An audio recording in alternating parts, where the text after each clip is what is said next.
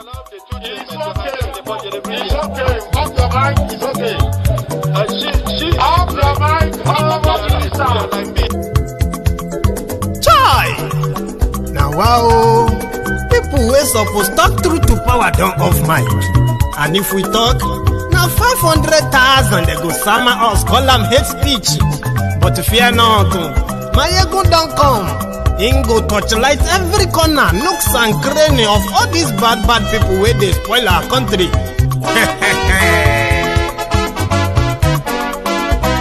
So my people make we laugh, oh yo yo. Maiyegun don't come, oh yo yo. My people make we shout, oh yo yo. Maiyegun don't come, oh yo yo. Maiyegun don't come, man of the masses, oh yo yo. Maiyegun don't come, oh yo yo. Maiyegun Diary Politico, oh yo yo. Maiyegun don't come, oh yo yo. This one not the off in mind, oh yo yo. Maiyegun don't come, oh yo yo. Can in the touchlight every corner, oh yo yo. Maiyegun don't come, oh yo yo. Okay, some people be they holla say they want the power. Chai, them be promise us say we go get light and power. Them hustle sote they can't get the power. But now they know they do anything with the power. Every day, dollar just they get the higher power over naira. See them talk say make we off mind, but thank God say Maiyegun don't come. So my people make you laugh, oh yo yo. Maiyegun don't come, oh yo yo. My people make we shout, oh yo yo.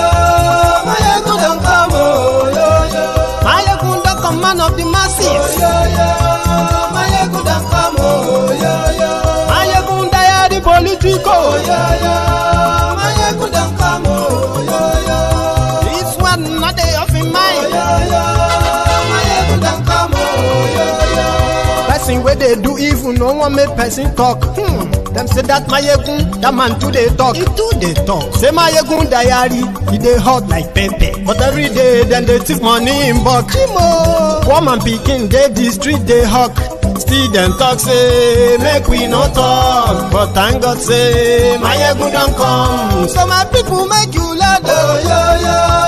Maiyegun don't come, oh yo yo.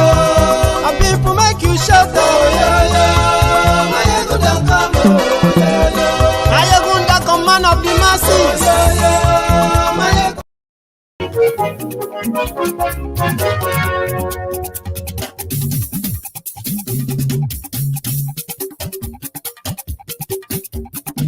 Maiyegun làwa mọ̀. Hello there. Maiyegun Diary,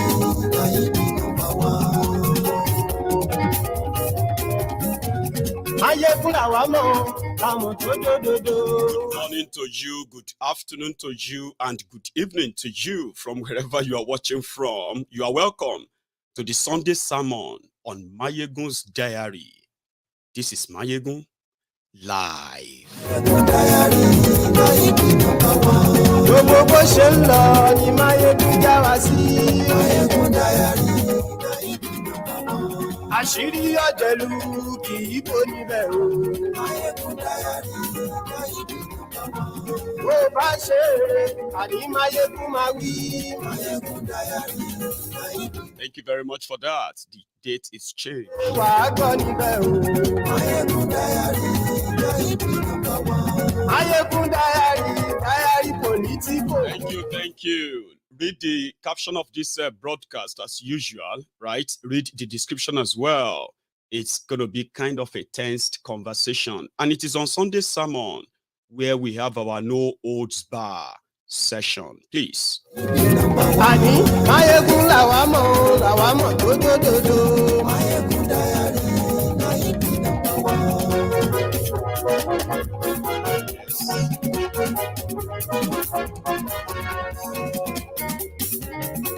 Àní ẹ̀sùn rákì. Maiyegun ti dé. Maiyegun ti dé. Ọ̀jẹ̀lú ẹ̀sùn rákì. Maiyegun ti dé. Àní ẹ̀sùn rákì. Maiyegun ti dé. The banning of Ìṣẹ̀ṣe Festival in Ilorin is the title, or should I say, is the rider for this conversation today. Bàbá gbé wúrẹ́. Àní ẹ̀sùn rákì. Níjó ìgbádìyẹ. Àníyàn sọ́ra Just so you know, this broadcast, this conversation today, it is not to put the Ilorin people or their faith on trial. This is not the moment. I want to tell you how Yoruba lost Ilorin or not lost Ilorin, okay? This is not the moment. I want to talk about the Fulanis, how they took over Ilorin, and the rest of other things that is associated with the kind of conversation we want to have now. Okay? I'm going to be blunt and as truthful as I can, and I'm also going to be open to learn new things from a lot of us, because you see, this conversation is also part and parcel of why Yoruba is Yoruba as we are today. Listen, share this broadcast.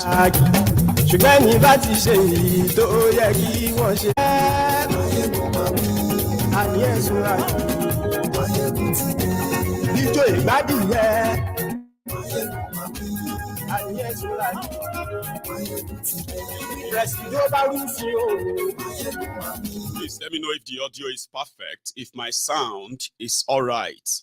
Just before we go deeper, somebody said that the sound, please let me know if there's something wrong with the sound before we continue.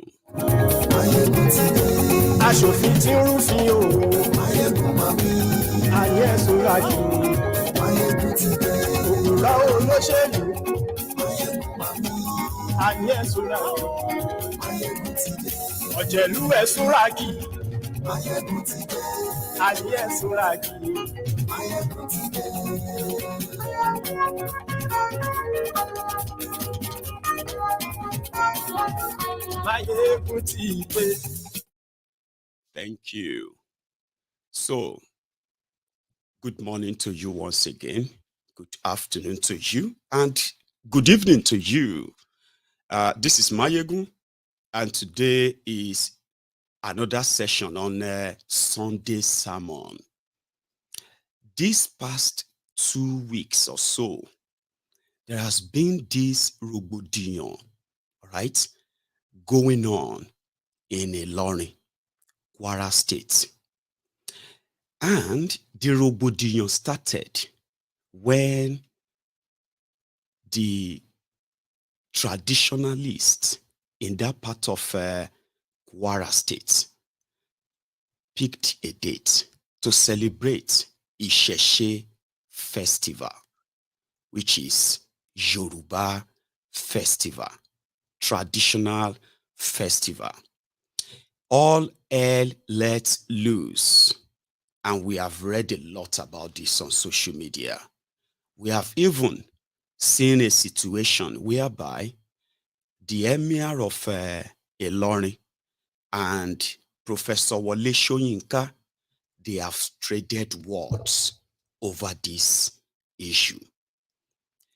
Religion on one part, tradition, or should I say the people on the other part.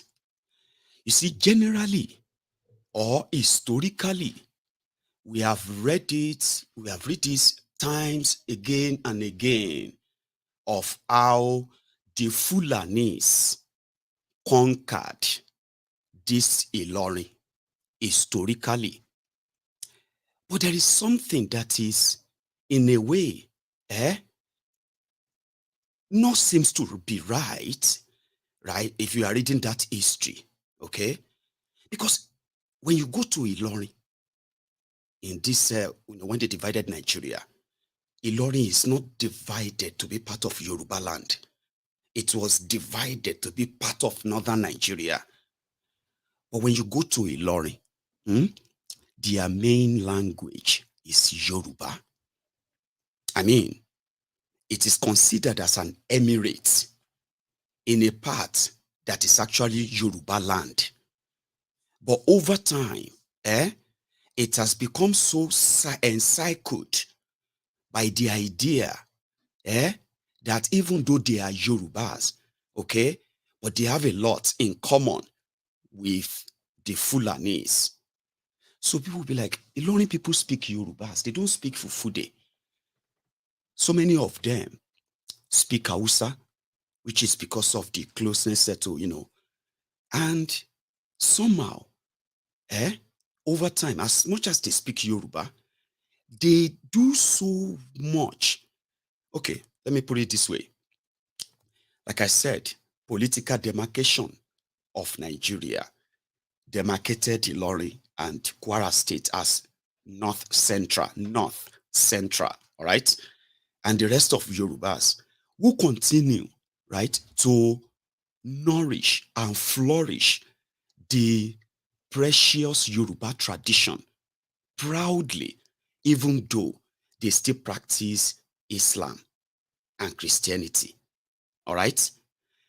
So, Ilorin speaking Yoruba, but politically, they are kind of framed to act like Northern Nigeria.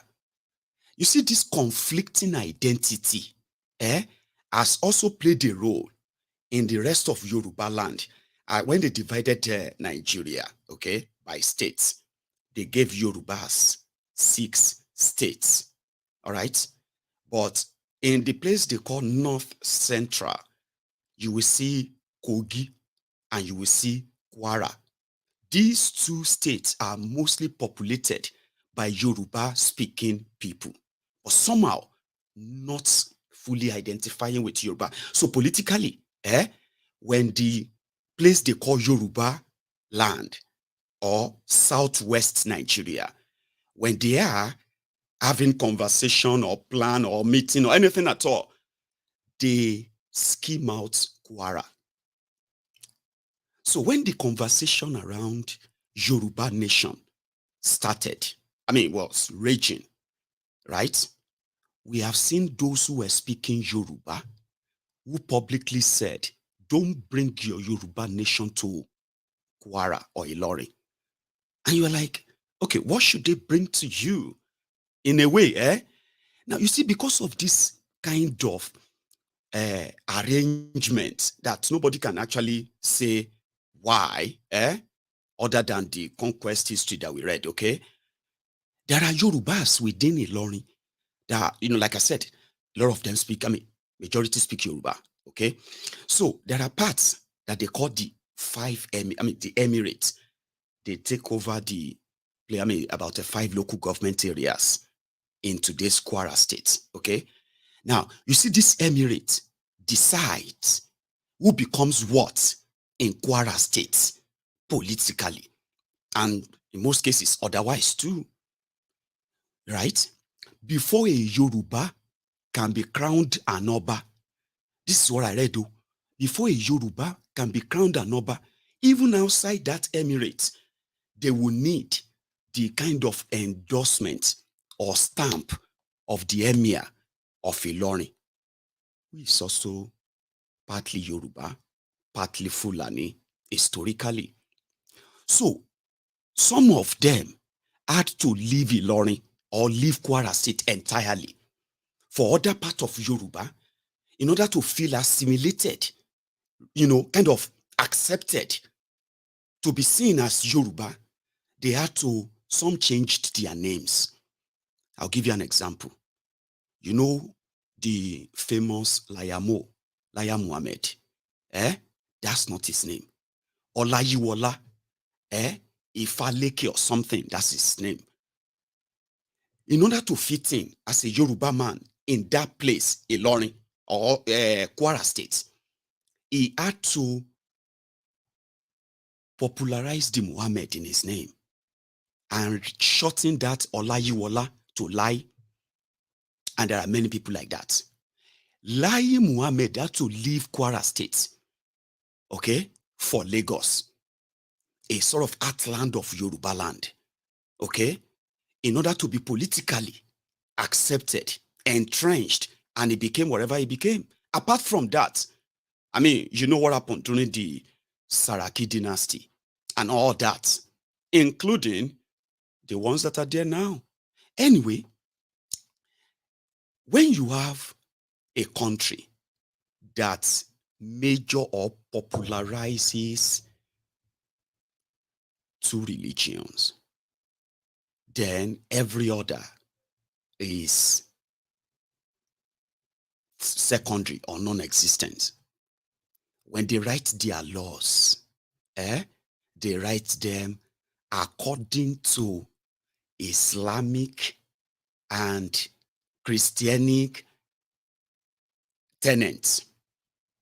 If you haven't noticed, you see, I'm talking to a lot of you here who are indeed probably religious. You are Christians and you are Muslims, okay? So the rivalry in Nigeria, in everything, is limited to these two. When they are talking about rights, when they are talking about rights of everyone, they may tell you all Nigerians have these rights, but in practice, that is not true. The rivalry between Christians and Muslims, right, kind of make them, in part, agree that any other religion, is completely it's not of God. I am a Yoruba man, and I've told you this many times. Yoruba, apart from being, from us being the indigenous people of a place called Nigeria today, if we had kept our own most treasured treasure, which is our tradition, culture, genuinely, Yoruba will be a religion. Do you know that? We have everything working for us until we had these foreign religions that have now pushed anybody that publicly associated with anything Yoruba is partly seen as somebody who is fetish or maybe evil and ungodly. Somehow, if you have to display the Yorubaness in you in full regalia, you could be offending some people. Now, that then brings to fore the conversation around tolerance. We have seen religious persecution up north again and again and again. We have seen victims, tens of thousands of Christians killed by the jihadists hiding behind Islam because they are fighting the holy war. Abi? But there are others in this instance that are kind of not physically attacked or killed because of their faith. But somehow, they have been so limited to nothingness that it seems a lot of people kind of agree. Christian, Muslims in Nigeria, when they pray, the devil they look at is pointed at as the religion that the Yorubas actually known for. Now, take a look. I haven't seen anywhere where they said, oh, in this community, you are not allowed to have a church or to have a mosque, and there will be no problem. Okay? So as Yorubas, of course, they have succeeded over time to see anything that is ours as inferior. I am not actually here to make you change your mind about whatever you believe. I kind of want you to just question some certain things that you have kind of condoned in the name of trying to just keep what you think is evil or whatever aside.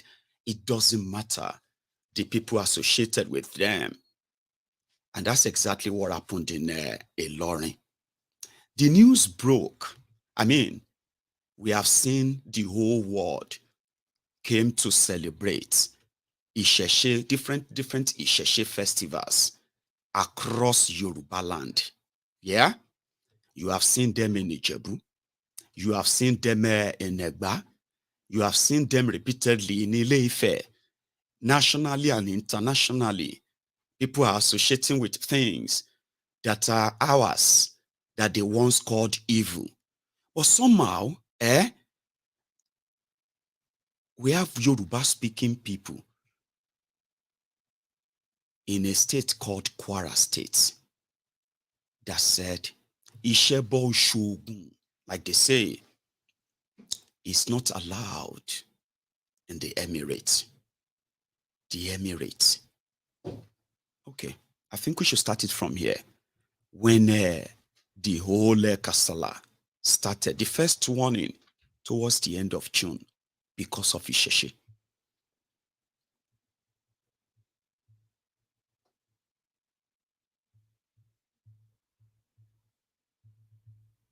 Just a moment.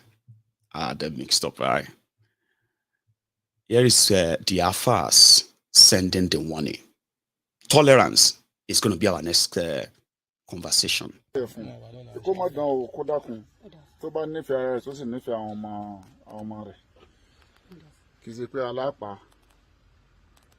So anything back want to fẹ́ràn rẹ̀ ni kò ní mọ̀ tí yóò ti wọ́n ti kú láyé ṣùgbọ́n kó mọ̀ ṣe àkọ́kọ́ nù ẹ̀kejì Ọ̀ṣun tó ń ṣe yìí àgbá nílùú wa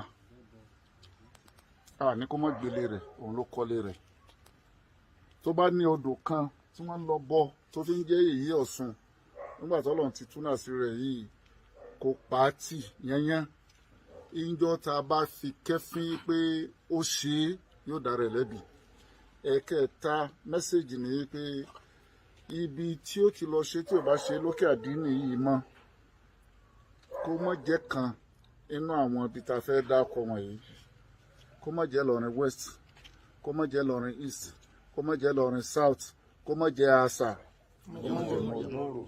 gbogbo ibi tí ń jẹ́ Emirate tó bá lọ ṣe ń bò míì tí ẹ bá ṣe Emirate tó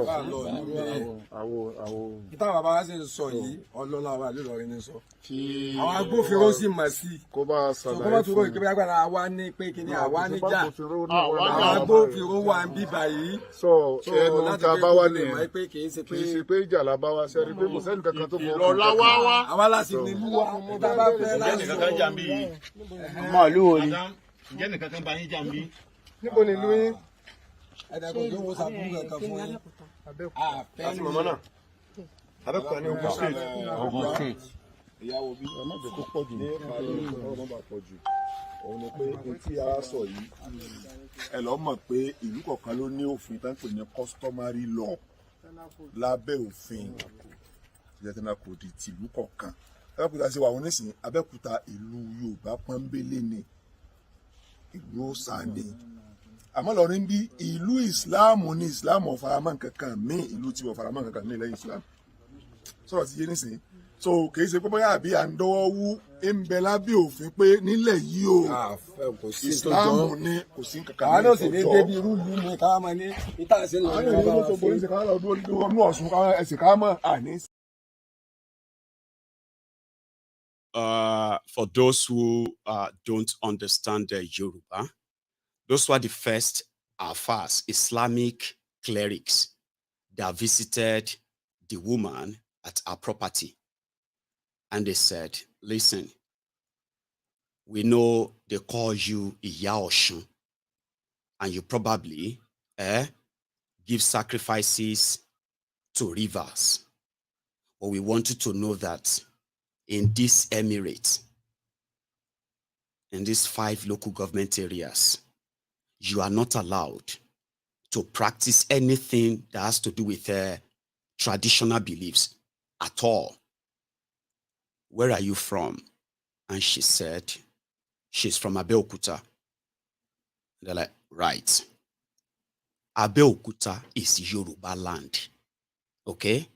They believe in Orisha. Here in this Emirate, we don't want anything like that in our Emirate. Okay? And it is what we are saying to you right now is actually covered by law. Okay? And that law is customary law. That law says this place is Islamic Emirates. And anything that has to do with idol worshipping or sacrifices. We don't want that. But do you know that the same set of people, in their own line of faith, Islam, one of the pillars of Islam is to go to Hajj, the Holy Land, go to Mecca for Hajj, the Holy Land. In that Mecca, right, you will have to stone the devil, imaginary devil, okay? You would have to go to a river to go and get, what do you call it, water, a sort of special water. All the things, right? I'm not saying they are worshiping idols or that, but all the significant things that you do as part of the rituals of your religion, other people do them. They are acceptable there, but they are not acceptable with people who speak the same language. They don't speak Hausa in Kwara. Like, I'm not saying like it's their official general language. Sure you get. So that conversation around is Kwara State, Yoruba land. Abi those who are Yorubas there, only migrated there. The land doesn't belong to Yoruba at all. Okay? Because if you are Yoruba, I mean, you understand, I mean, typical Yoruba, you understand that everyone has the right. You have the right to your own faith. Whatever you want to, I mean, to your own faith. And as long as you are not imposing on them or any of us, there is no problem. So, when they talk about Yorubaland, I have people who are Yorubas from Kwara State who are also pro-Yoruba nation. The battle is this, the confused identity. Because how could anyone who is Yoruba wage war against what is Yoruba when it is actually not interfering with your own faith? Tolerance, I said, Abi. Now, BBC interviewed the woman in question. I'll try and interpret as well. She managed to mix them up, okay? Please listen to this. Meanwhile, I've been here for 3 days. But I know who was a blogger come. But he posted. She was not happy. Can they come? But the time I think comments, Ilorin wa, not the fresh LA. Not the fresh gbá, not the fresh àwo. Oríṣiríṣi ìpè àti ọ̀rọ̀ ó ti ń lọ lórí ẹ̀. Immediately tí mo rí kíní, I felt so bad. Ó dẹ̀ dariwo, wọ́n pariwo, ta ni mo fẹ́ explain fún pé nǹkan tí mo fẹ́ ṣe kì í ṣe bẹ́ẹ̀ ṣe lérò ni mo ṣe fẹ́ ṣe. Ṣé rí lílọ tá a lọ? A lọ láti lọ attack anybody. A sì lọ láti lọ jà. A sì lọ láti lọ dà nǹkan kan rú. Kódà mi ni arábìnrin a lọ sí ọ̀dọ̀ ẹni tó jẹ́ olórí òkè àdínì kan bá wa pe arábìnrin yẹn wọ́n á gbéyàn dìde wọ́n wá arábìnrin yẹn lọlé Yorùbá wọ́n á fún wa ní phone number rẹ̀ àwa pè é a sì gbé kíní sí speaker ó sì give response ó lóun ń bọ̀ wá àwa dó fún 2 hours láàfin ní pálásì Magaji ẹ̀ tá a fi ń retí rẹ̀ tá a bá tí ò wá. So ibi tá a ti ń retí lọ́wọ́lọ́wọ́ òun ni àwọn yúùtì kan yà wá bá wa nínú pálásì Magaji. Kí ló dé? Ó wá já sí pé lórí iṣu ìyá Ọ̀ṣun yìí ni wọ́n wá fún àwa rí pé ẹ̀mí àwọn eléyìí àwọn ò pọ̀ láti pé kán sọ ọ̀sán dòru.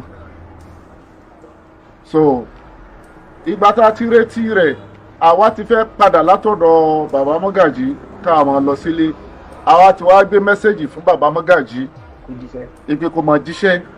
So but àwọn tí wọ́n bá wa ń bẹ̀ yìí àwọn insist pé àwọn ó lọ sí ilé ìyá Ọ̀ṣun yìí pẹ̀lú condition pẹ̀lú ìṣesí wọn a rí pé wọ́n lè da nǹkan rú.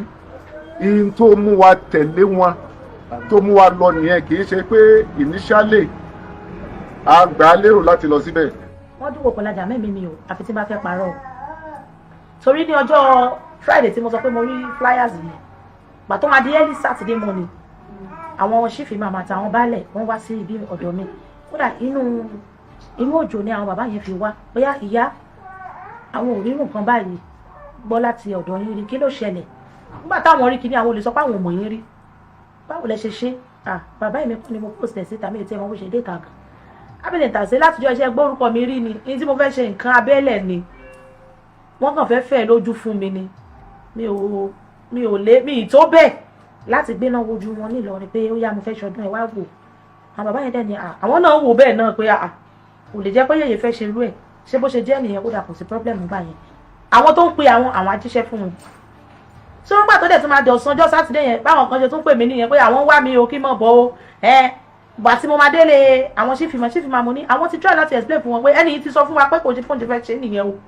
kò ń ṣe inú pé ó fẹ́ pariwo níta gbangba ó ti sọ wípé nǹkan inú compound òun ni àti pé òun tiẹ̀ sí ní ọ̀lù tóun ti fẹ́ ṣe gan àwọn jẹ́rìí ẹ̀ pé kò lè ṣe nǹkan bẹ́ẹ̀ bí bàbá yẹn ní tilẹ̀ tọ́lọ́hún ó sọ bẹ́ẹ̀ wọ́n lẹ̀ sí ní àwọn fẹ́ confirm lẹ́nu tèmi gangan pé bóyá ó ti gbà nǹkan kan lọ́wọ́ mi nǹkan kì í ṣe pé a mú blálà lọ́wọ́ àmúgi lọ́wọ́ kájọ sọ̀rọ̀ láàrin ara wa ká fi gbọ́ra wa yé lórí ohun tó fẹ́ ṣe. kí ni ohun tí àwọn ọ̀dọ́ yẹn fẹ́ ṣe fún wa láyé. èmi ò mọ àmọ́ tó fẹ́ ṣe a rí i pé wọ́n sàn bínú. àwọn ọ̀dọ́ mùsùlùmí ni wọ́n. ilé ń sọ̀rọ̀ dédé rí náà ni pé àwọn ò fẹ́ kí wọ́n bá yọ wáyé wáyé. so láti pé kí wàhálà ṣá ò mọ̀ fi ṣẹlẹ̀ la fi try láti dìde ipe ọ̀dà sẹ́ẹ̀lọ̀ ni ó yẹ mọ̀ nsọ àìṣe bẹ́ẹ̀ yìí tá à ń sọ pé ìlà mọ̀ sọ ó làlàyé tá à ń sọ níbi fídíò tẹ rí yẹn pé tọ̀ arábìnrin yìí yóò dé. ìrì àìlímì ìlú Kúránì. àwa kì í sọ̀sùn nílùú Ìlọrin. ẹ bá fẹ́ sọ̀sùn ẹ kọrí s'Òṣogbo. ìrì àìlímì ìlú Kúránì. àwa kì í sọ̀sùn nílùú Ìlọrin. ẹ bá fẹ́ sọ̀sùn ẹ kọrí s'Òṣogbo.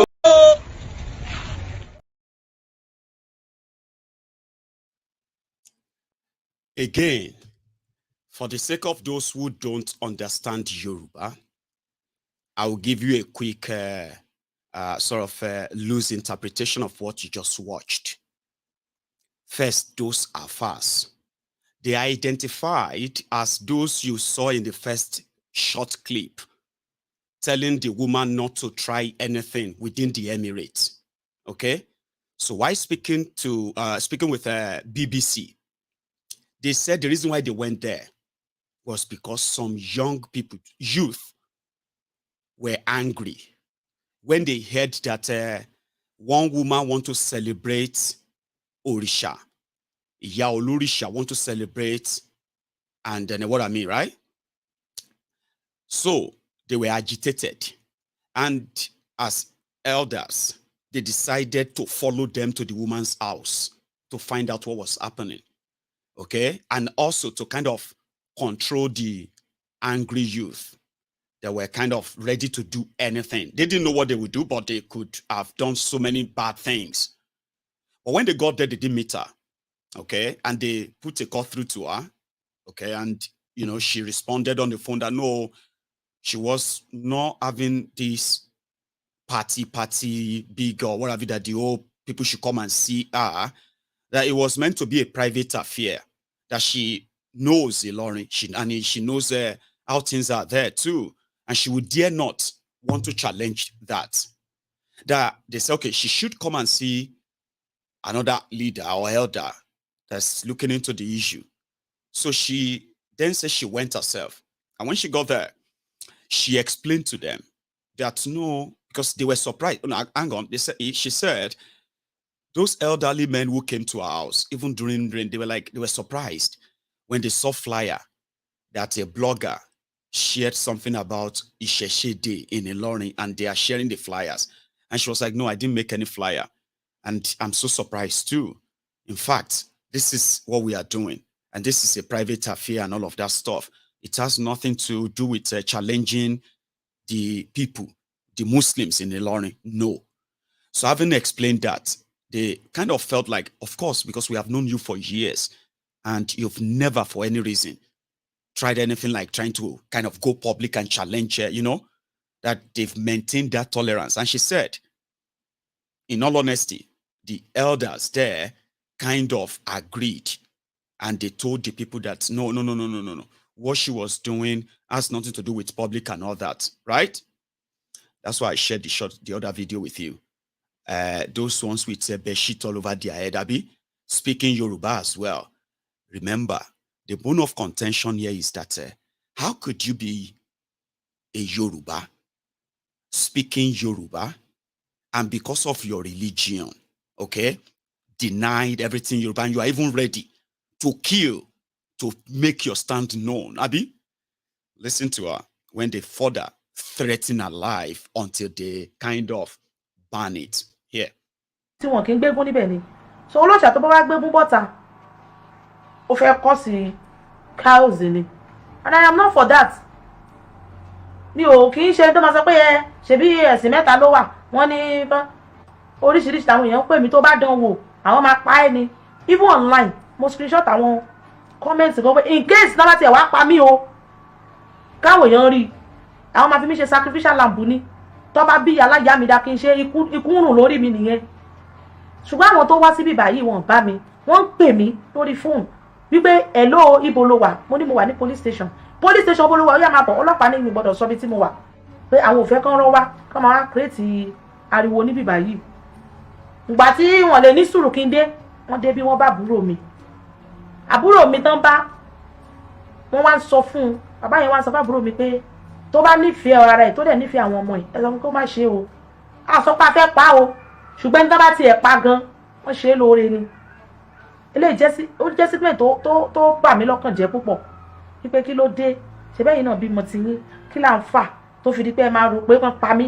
ṣé ẹni tó fẹ́ dúnkùnkùn mọ́ ẹ̀mí rẹ̀ àwọn tí wọ́n wá one ṣé wọ́n rí ẹ̀ẹ̀kejì sáwọn tán wá sán mú kankan lọ́wọ́ ọ̀rọ̀ tá sì sọ ọ̀rọ̀ ìgbìyànjú pé dákun má ṣe kínní yìí má ṣe o torí pé tó bá ṣe ó dára ẹ lẹ́bi ẹ̀bi tó sì dára rẹ ni pé irú àwọn yúùtì tán padà báwa á ti mọ intention wọn so ìgbà táwọn àtàjàgbàlagbà tá a bá sí mbẹ kò sí nǹkan tí ò lè happen. mi ò print flyer torí wípé kí muslim wá síbẹ̀ it is basically for my own people so bóyá ẹnìkan ló wá mú lọ fún wọn ni o bóyá wò ó bóyá jò lọ́wọ́ nínú ni o bí àwọn náà dẹ̀ lọ ẹbí kan ni o I don't know. a ní òfin a ní ìwé òfin tó la oríṣiríṣi nǹkan tá a máa ṣe sílẹ̀ fún wa ó dẹ̀ wà nínú ìwé òfin pé Nigeria is a secular state kí ni secular yẹn mí pé a lè ṣe ẹ̀sìn tó bá wù wá kò ń ṣe Christianity country or Islamic country so ó wà mẹ́ pé freedom of religion wà lára àwọn right tí citizen Nigeria ní láti ṣe ẹ̀sìn tó bá wù ú. ní orílẹ̀-èdè wa Nàìjíríà gẹ́gẹ́ bí òfin orílẹ̀-èdè tá à ń lò ní èmi gẹ́gẹ́ bí 1999 constitution as amended èmi ò tí ì rí session kan àbí tí òfin ti sọ pé ẹ̀sìn báyìí ni a gbọ́dọ̀ máa sìn ní èyí báyìí àmọ́ o ìdálù ni ìṣèlú olúkálukú ló ní bí wọn in reality là ń sọ yìí o in reality ìlú kọ̀ọ̀kan ló ní bí wọ́n ṣe ń ṣe ní ibẹ̀ tí ẹnì kọ̀ọ̀kan wa ẹlẹ́sìn kọ̀ọ̀kan wá sì gbọ́dọ̀ respect bí wọ́n bá ti ń ṣe ní ààyè kọ̀ọ̀kan láti má fa rògbòdìyàn ní inú ìlú. bí mo ṣe ń bá yín sọ̀rọ̀ sí a ò tí ì ní ẹ̀sùn àbí report ní orí tébù wa pé àwọn kan wá dúkòkò mọ́ lórí pé ó fẹ́ ṣe ẹ̀sìn àbí kò ṣe ẹ̀sìn ṣùgbọ́n tèmi fẹ́ try sọ ní pé a ò rí report látọ̀dọ̀ wọn pé nǹkan bẹ́ẹ̀ ń ṣẹlẹ̀ ṣùgbọ́n táwọn bá rí report pé wọ́n ń dúkòkò mẹ́ẹ̀mí àwọn àbí nǹkan ọlọ́pàá ò tí ì lè ṣe nǹkan ṣé bá ṣe ń dúró de report ẹ̀ pé ní tòótọ́ ló ṣẹlẹ̀ pé ní tòótọ́ làwọn kan lọ dúkòkò mọ́ ó lòdì sí òfin. àmọ́ nígbà tá a bá àwọn àjọ ọlọ́pàá sọ̀rọ̀ wọ́n sọ pé ẹ ò mú rìpọ́ọ̀tì kankan wá sọ́dọ̀ àwọn. èmi ò mú rìpọ́ọ̀tì lọ́nà ni mò ń sọ fún yín àwọn ni wọ́n pè mí bẹ́ẹ̀ even ever before kí n tó sọ pé mo fẹ́ gbé tèmi lọ wọ́n ti lọ bẹ̀ ṣé mo pé ọjọ́ Saturday ni mo ní ọ̀rọ̀ ni wọ́n ń ṣe. àwọn ló gbé yín lọ ẹ̀yìn. Oh, meanwhile lọ́jọ́ Saturday yẹn we went to the police station ní ìrọ̀lẹ́ àbá DPO. So all our thought was pé okay ká right wọn tó bá fi di Monday. Sunday is ọjọ́ tá lè má bá wọn. So gbọ́dọ̀ wọ́n fi Monday ká kọ̀wé lọ. So Sunday yẹn náà send kíní sí mi tí ó ti fi di pé wọ́n fi invite mi. So gba tí mo dẹ̀ débẹ̀ mo dẹ̀ ṣàlàyé ẹnu mi pé èmi ò wá wàhálà o, mo fẹ́ ṣe ọdún lóòótọ́, ọdún tí mo fẹ́ ṣe kò ní kankan ṣe pẹ̀lú àlàáfíà ìlú, kò ní kankan ṣe pẹ̀lú Islam, kò ní kankan ṣe tó fi fẹ́ ní anybody lára. It's just in my domain. Àtọjọ́ tí wọ́n ti mọ̀ mí ṣán gbórúkọ mi ni.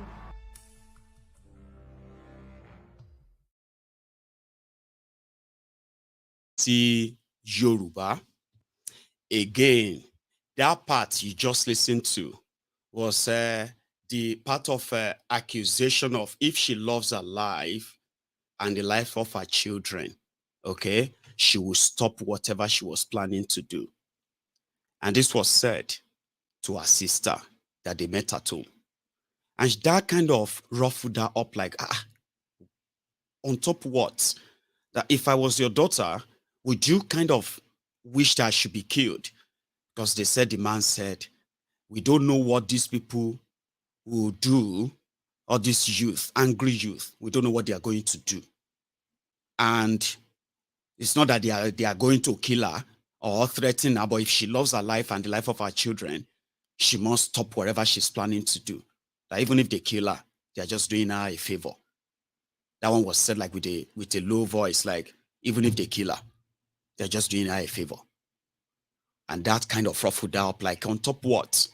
And like you heard, the policemen said they didn't receive any complaint from her that they have threatened her life, and that's why they haven't really acted on it.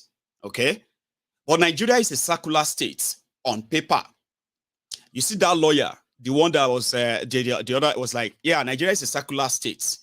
But at the same time, in practice, every town has their own kind of way of life, of how they are kind of, set up. That if you go there, you have to abide by that arrangement, which in return simply means Nigeria law that says you are all Nigerians and with right to be anything and everything that you want to be in any part and everywhere in Nigeria. But that lawyer make it kind of clear that in practice, that is not how it works. Okay? There is no law that says this part of Nigeria is Islam. This part of Nigeria is Christian. There is no law that says that. It's like you can practice any religion. Okay? And you don't have to provoke other people. Tolerance is called. But in this case, we have people who are speaking Yoruba, Yoruba to Yoruba. And one is more kind of at home with his own faith and religion that they believe that is now the sort of culture or tradition of theirs. And somehow they agree that this culture, instead of religion, right? This culture, tradition of theirs makes them kind of different from the other Yorubas, even if they speak the same Yoruba. So when people say Yoruba Ronu, these are the kind of things that should make an average Yorubas to sit down and, as they say, ki Ronu ko da ori agbalagba ko do. When we live in a world today, yeah, where politicians want us to be afraid of ourselves, okay? In fact, they are comfortable in us being so, ready, up in arms against ourselves based on whatever belief they want you to pick, okay? They've mixed all this and they've kept people much, much apart enough that it seems so easy, right? But when you look at, when I say seems so easy, right? It's like language. We have different languages. So you could easily say, well, because of this, well, This is who they are. Because of this language or where they come from, this is who they are. So that kind of thing is kind of psychologically made it easier for these criminals to put the wedge between what could have been the diversity, they talk about the diversity of the people like Nigeria, okay? Different languages. So you could say, yeah, Nigeria is divided because of languages, Abi. But what happened to those who speak the same language? But they want to sound foreign. And in this instance, right, they are ready to burn down anything that will make them feel like the real Yorubas. Because according to them, Yorubas are kind of aborishas, put it that way. And they may be speaking Yoruba, okay? But listen, they are not Yorubas. They said it. This is not Yorubaland. Now, as Yorubas, the question would be, if anybody is asking us to Ronu for politicians, and Maiyegun is asking you to actually use what they call the re-introspect. Is it called re-introspect or something like that? Sit down and look at how divided we are within, okay? And how much a lot of them like that, or this ideology of suppressing anything Yoruba, okay, to the bottom of every conversation and trample on it. It's convenient. I mean, a lot can look away, Abi. But when it is convenient as well, especially when politicians want you to feel that way, ignore all of this and begin to shout, Yoruba Ronu, Yoruba Ronu. They want to take over our land. Now, can we, I mean, I would love it too, especially my Yoruba brothers and sisters from Kwara States watching this. I know a lot of you have been living kind of, you have been living under this sort of uncertain state of identity. A lot of you identify as Yorubas, 100%. Yeah? And then, but you are kind of, should I use that word, trapped? You are kind of merged with other Yorubas who don't see themselves as Yorubas. But you are from the same place. If there's something to fight for, it is mostly going to be the state, which should be your interest, Abi. But then you have the Yoruba interest that will always come around and somehow clash with this arranged division, so to say. Like, I'm not from Kwara State, okay? I am from the part of Yorubaland that is not conflicted, all right? That is not in any way put me in the stead of choosing between defending a religion or defending my heritage. You know, from where I come from in Yorubaland, Yoruba culture and tradition, they are so cherished, including Yoruba tradition, I mean, Yoruba religion. All of this, you know, the messengers of God. I was saying something to Agbeke. I said, I grew up respecting everybody's belief because they all practice side by side when I was growing up. You had a choice. In fact, it was more or less like a cultural thing to what? To coexist for one interest and one interest only, Yoruba's interest. So I grew up around all of this. I didn't grow up hating one and liking another. So which means a lot of you also grew up that same way. You grew up around where you had the chance of choosing, maybe not all the time, but in a way that at some point, you are never in any way disowned by your family because of you have to choose between your faith and the real you, the Yoruba you. Okay. So a lot of you are in that, so I'm not from there. But I can imagine what it is like. I have actually seen people who have sent me personal messages that how come that every time that you say you are doing something about or talking about Yorubaland, you always don't talk about Kogi. You don't talk about Kwara. What happened to the Yorubas in Kogi and Kwara? You will agree with me. This is not my own making. It's mostly not our own making. So if we have a chance of Ronu, is it not actually time for those who are real Yorubas to identify with the rest of Yorubas, no matter your faith, your belief, or anything? Because the effort is to wipe everything Yoruba, everything original about Yoruba, things that actually makes us who we are. A lot of things that the rest of the world, right, respects us for. Now, we have religion in between. Not just Muslims, though. There are many of you Christians too. No, Maiyegun, that one is this. The Bible said, this there said. That's why I said, I am not here, okay, to put your faith or whatever you believe in judgment. I'm not putting them on trial here. I'm actually trying to ask you, the Yoruba in you, the real Yoruba in you, that feels comfortable with things like this, because they'll continue happening, okay? To the point that, I mean, I'm so proud of that woman, by the way, who have, I mean, with her exposure and everything, right? She feels so comfortable worshiping the religion of our own forefathers to keep that lineage, that, you know, that tradition, that understanding, to keep them in place, while others are doing what they can to bury them. Fetish, evil, this and that. Now they are going violent on that. Remember, Nigeria is supposed to be a secular state where you can do what you have to do. I mean, without disrespecting other, but in practice, it is not. Okay? So, as Yorubas, wherever you are watching me from right now, okay?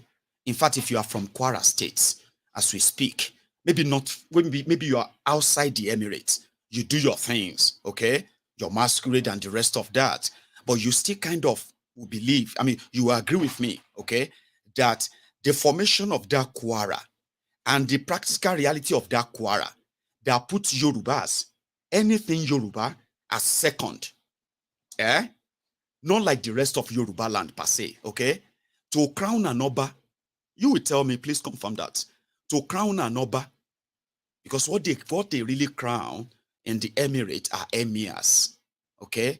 And the leader of all of the traditional rulers in Kwara State is, you know, the emir, the sultan, I mean, what do you call them again? Emir of Ilorin, Zulu Gambari and the rest, right?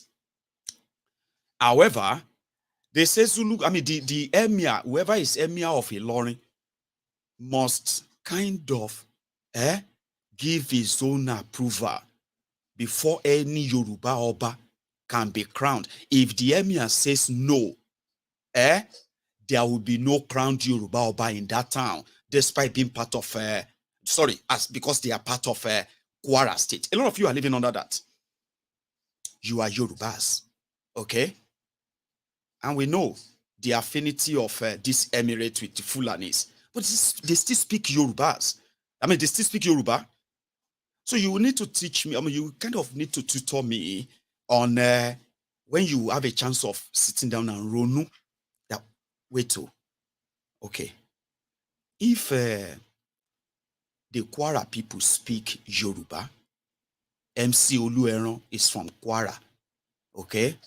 He couldn't live in Kwara State. He probably won't become whatever he is if he stayed back in Kwara. It's like as second-class citizens. I'm sorry if some of you who are watching me right now feel like that's derogatory. Well, in practice, that's what it seems like. Okay? That's what it is like. I'm not saying because you are Yoruba and you are a Muslim and this feels offensive to you, well, you might have to go over that, I mean, kind of get over that. And let's come to this, what we call the reality that says you can't practice Yoruba traditional religion in some part of Ilorin or, Kwara State. You can't crown a Yoruba Oba without the approval of the Emir and the government. And if the Emir says something, the state government is expected to toe the line.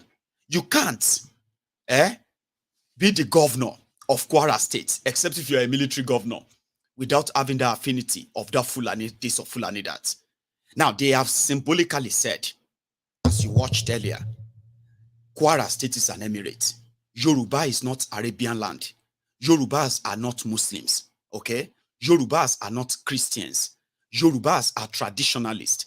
Yorubas also have this, is it called plurality, or kind of a state where you have a chance of choosing whatever you want to choose and die without your belief, without any stigmatization whatsoever, talk less of a threat to your life. So if I am an Orisha worshipper right now, that means as a Yoruba man, if I walk into Kwara State, I could be treated same way they would treat those they would call the infidels. Yeah, kind of. And those ones who are the fanatics among them, somehow those who are like the violent arm of their crusade, it's lasted a long time. Oh, I'm just saying it to you as Yoruba to Yoruba right now. Okay, this has happened. Should we then begin to say the Yorubas in Kwara State to feel kind of the experience of being real Yorubas, they will need to what? Part with Kwara, and then join their brothers and sisters down south, Abi? This is where the Ronu things comes in. When they say we should Ronu where everything Yoruba, is kind of being seconded. For what? Okay. Then we have Professor Wole Soyinka, who had to respond when he heard that this is not just stopping that festival or what have you, okay? Because it is an insult to the Emirate. Tolerance. I mean, that word keeps coming back to me. Like, I'm a Yoruba man. I was raised to be tolerant of others, even if I don't accept or agree with what they believe in or what have you, or what they stand for. The ideal thing is what? Respect it. I was raised that way, even though that is changing right now. The whole thing is changing.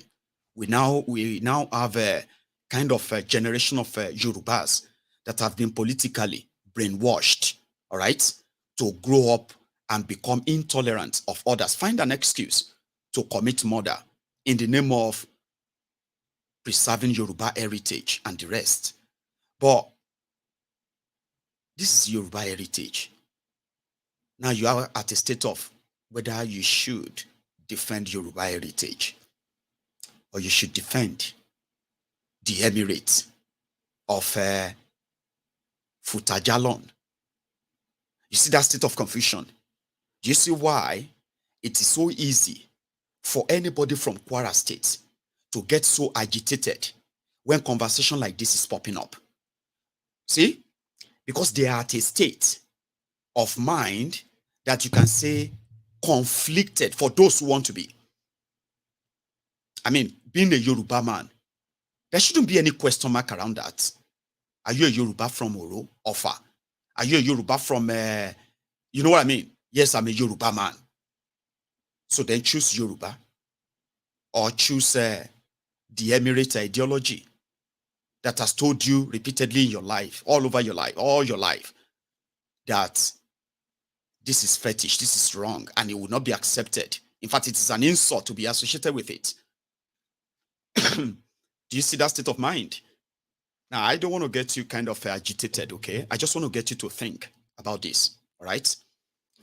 I am a Yoruba man, and I love Yorubaland and the Yoruba people, all our people. I understand our differences too, as a people, okay?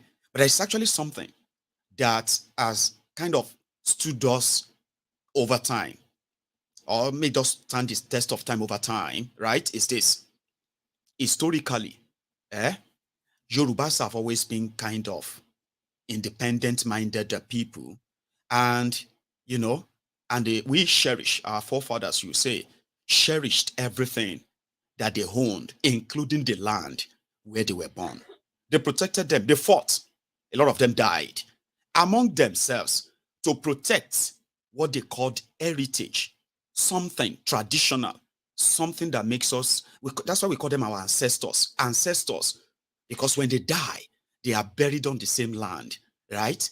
That they once toil and work, right, to preserve. Now you see these ancestors and the Yorubaness, okay, that is ours to cherish, right?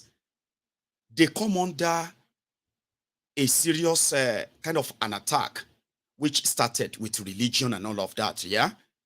But fast forward to 21st century, the 21st century where religion, in today's Nigeria, the religion has kept people more divided than ever. And that Yorubaness in us is now being put into question that you'll be like, which one is better? Should I preserve what my forebearers also preserve and protected? And how did they do that? They kept the language. They kept a lot of things until they discovered that we have a lot. How do we keep ourselves safe? I mean, ourselves protected? Not by fighting, all right? Or what have you. It is by actually bonding together, because we also ended up having something in common, their language. And then sharing the proximity, of being next to one another. Historically, that bond kept us as a people for so long, for centuries, until, we started having all these other ideas and all that.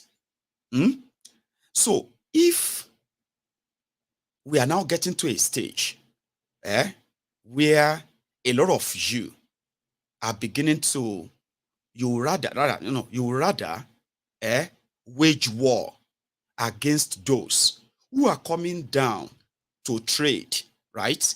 To build, to invest, and to make profit from the land, right? And you are keeping those who are working very hard. Take your land, take your language, take away your tradition, and then kind of dip you more into this state of confliction that you begin to question your identity. Kind of. Am I speaking in parables, right? Maybe not. Let me kind of come to that our layman style where I'll begin to put scenarios down. We have seen how much damages political religion, political ethnic or tribal rhetorics and division have brought to Nigeria. Okay? Nigerians, or should I say, me myself as a Yoruba man, right? I will publicly say the threat to the further existence of Yoruba people today is coming from those with a foreign ideology, all right? Foreign ideology that is forceful, foreign ideology that says, if you are not doing what we are doing, then you don't deserve to live. Now, all these foreign ideologies that are so violent, right? Enveloping Yorubaland, killing our people, kidnapping them. I mean, all because most times they say they are looking for a land to grab and take. Now, that's something that they are beginning to force our people to actually migrate away from their ancestral lands, right? And if Yorubas are to say, okay, finally, where are the Yoruba land? If they say, okay, yeah, let's have Yoruba nation. Where are the Yoruba land? Who are the Yorubas? Now, the real threat that is actually going to wipe that off exists and very much alive, okay? But energy are being dissipated, channeled towards another fear. There are politicians, those who are actually supposed to stop the advancement, okay, of eradication of everything Yoruba. Today, they are channeling their energy to sponsor another fear, which they believe is more kind of a real of their political influence than the actual one that is turning Yoruba against Yoruba in Yorubaland, that we are now asking, where exactly is Yorubaland border? Does it mean that if you actually speak in Yoruba, that doesn't make you Yoruba? I mean, these are questions we can ask ourselves, okay? Does, for example, we have seen where, the argument between the Niger Deltans and the Biafrans, on this platform where the Niger Deltans will say, some of them, they will say they are not Biafrans. No, we are not Biafrans. Stop adding us to your Biafra. I've seen that many times. And I've also seen it many times, okay, where people from that same Kwara, mostly from that Emirate, they are speaking Yoruba. They have Yoruba names. Almost everything about them is completely Yoruba, okay, except the fact that they don't want to be seen as Yorubas. When it comes to associating with Yoruba, it's one unfortunate thing that has happened. And it's like a political configuration. There are a lot of people who are watching me today. They were born into it. This is what they know. Now, if you are questioning that, are you trying to break us up? I'm not. I'm asking you that when we start saying, who are the real Yorubas? Does that mean that if you are speaking Yoruba, does it make you Yoruba?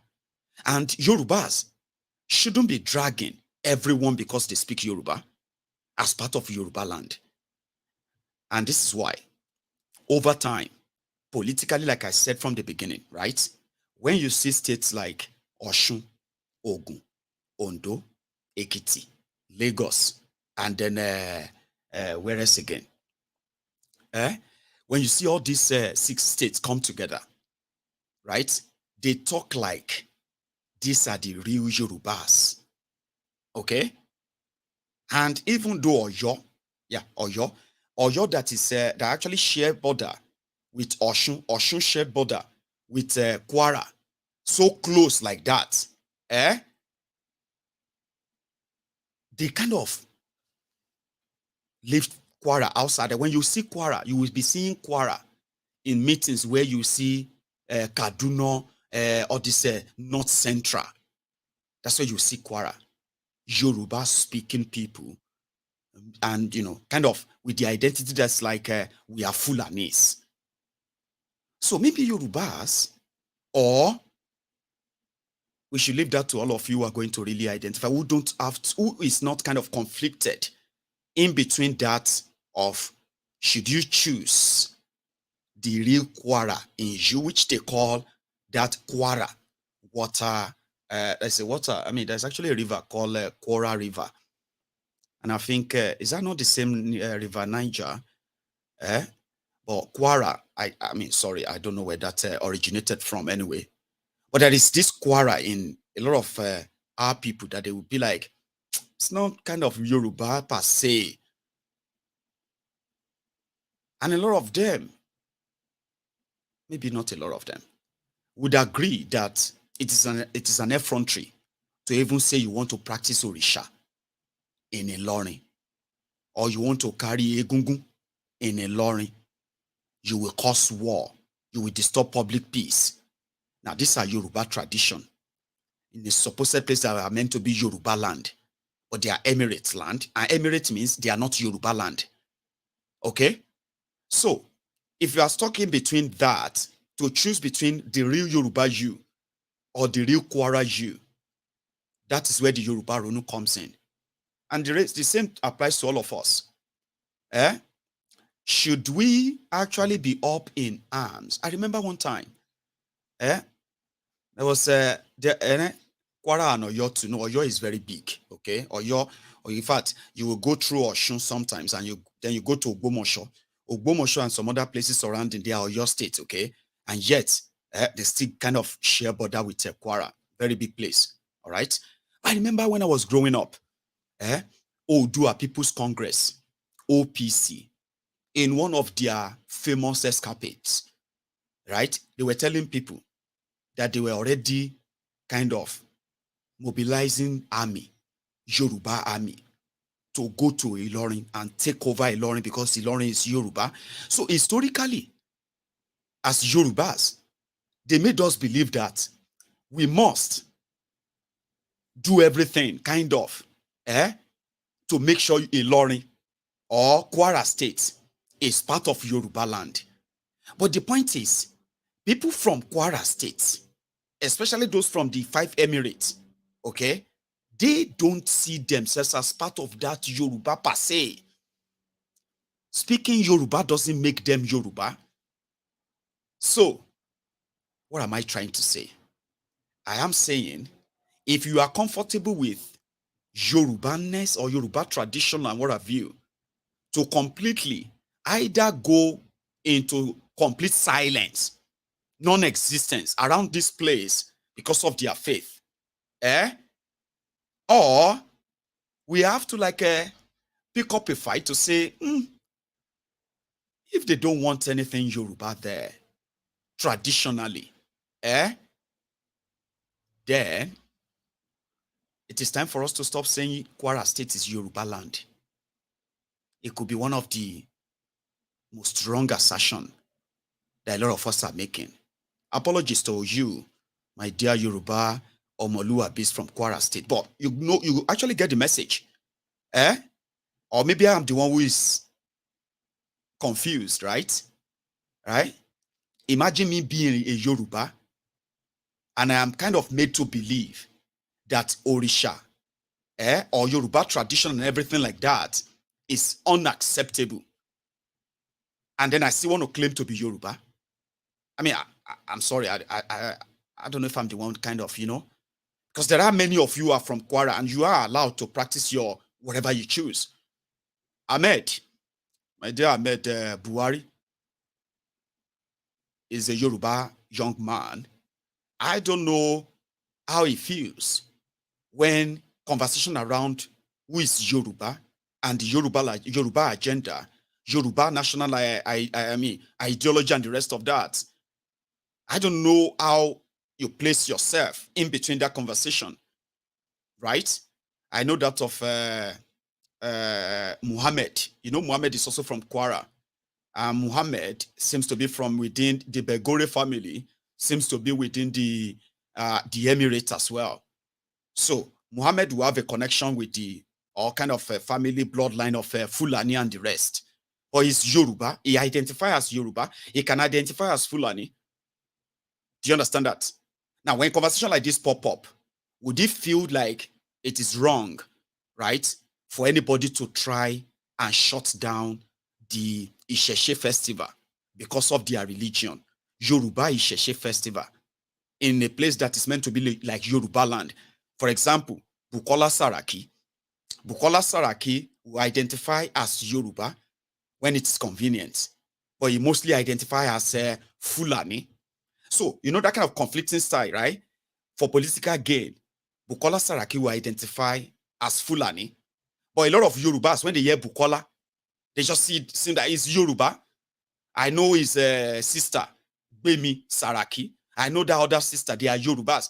But that kind of, when conversation now comes around what is the Yorubaness in them, to choose side and defend this or that, where the pendulum will swing.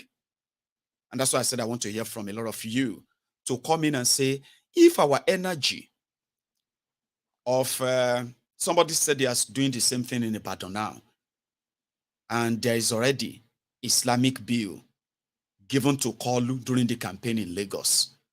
So there's going to be Sharia law in Lagos, okay? And there's likely going to be another Sharia law in Oyo State.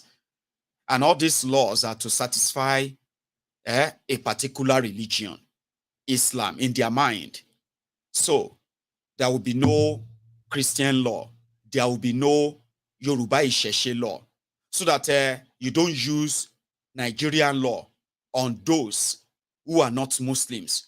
But when it comes to Muslims, right, then you can use Sharia and the rest of kind of, that confused state is already spreading. So is it all right for those who are calling on Yoruba Ronu, right, to kind of think about what I just said? Okay? It is a conversation because religion is in between it. Are you with me? It makes it very, very difficult for some people to touch. No, I don't want to talk about that. Oh, I don't want anybody's problem. Oh, I want your problems. Because this is a big one that eventually, one day, we are going to see the war between the traditionalist and this fanatic Islamic terrorist from Kwara State. Do you know what terrorism is? Terrorism means people who don't tolerate others. And they are ready to kill those they don't tolerate. They intimidate, they threaten. That's terrorism. Yeah, that's terrorism. If you should show such traits here in the UK, that you are warning people and you go to their homes and people are trying to stop you from carrying out crime because of their faith, you will be put under the terrorism radar. They will be watching you. Now, we have a country there in Nigeria where killing people is a crime. If you kill people, all right, you're gonna get probably killed, or you get charged for murder. All right, that's how it is, Nigeria law. But in that same Nigeria, if the mob, if they kill somebody in the name of Allah publicly, even police go watch until they are done before they will carry the dust. You know what I mean? They kill in the name of Allah. And I am yet to see anybody arrested, tried for killing anybody in the name of Allah in Nigeria. Because by kind of design, you are the one who provoked them. Your religion or what you are saying provoked them, and in their reaction, they decided to do, and in their reaction, they can do anything. And whatever they do, they will get away with it in Nigeria. And that is why you saw them boldly saying that, so let's assume that everybody wants to exercise their own right in this regard, okay? And we begin to hear that people are killing themselves. These are not people killing themselves because there are invaders invading them or doing something evil and they are fighting back. These are people who are trying to like extinguish one another. Okay? One exercising supremacy over another. And to avoid all of that, just don't do what they say you shouldn't do. Okay? Don't wear that cloth in public. Don't come around and dress like a Yaolorisha in public. You will be offending my faith. You'll be offending my religion. And guess what? The thing they are feeling offended about are actually the origin of the language they are speaking. A lot of our own forebearers, right? They were successfully, brilliantly raised. They lived. They aged, right?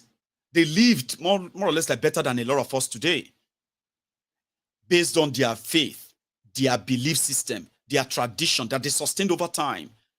Now, if you have another faith, of course, practice it. So if there's any time for you to Ronu, you will agree with me that Yoruba should think, if we actually value Yoruba-ness in us, I think trying to extinguish Yoruba's traditional norm, for whatever you call it, for peace, is actually not going to give anybody peace. So, and maybe, just maybe, I'm a man of little knowledge about this, but I've stated mine, and you can possibly add yours. So they've banned it.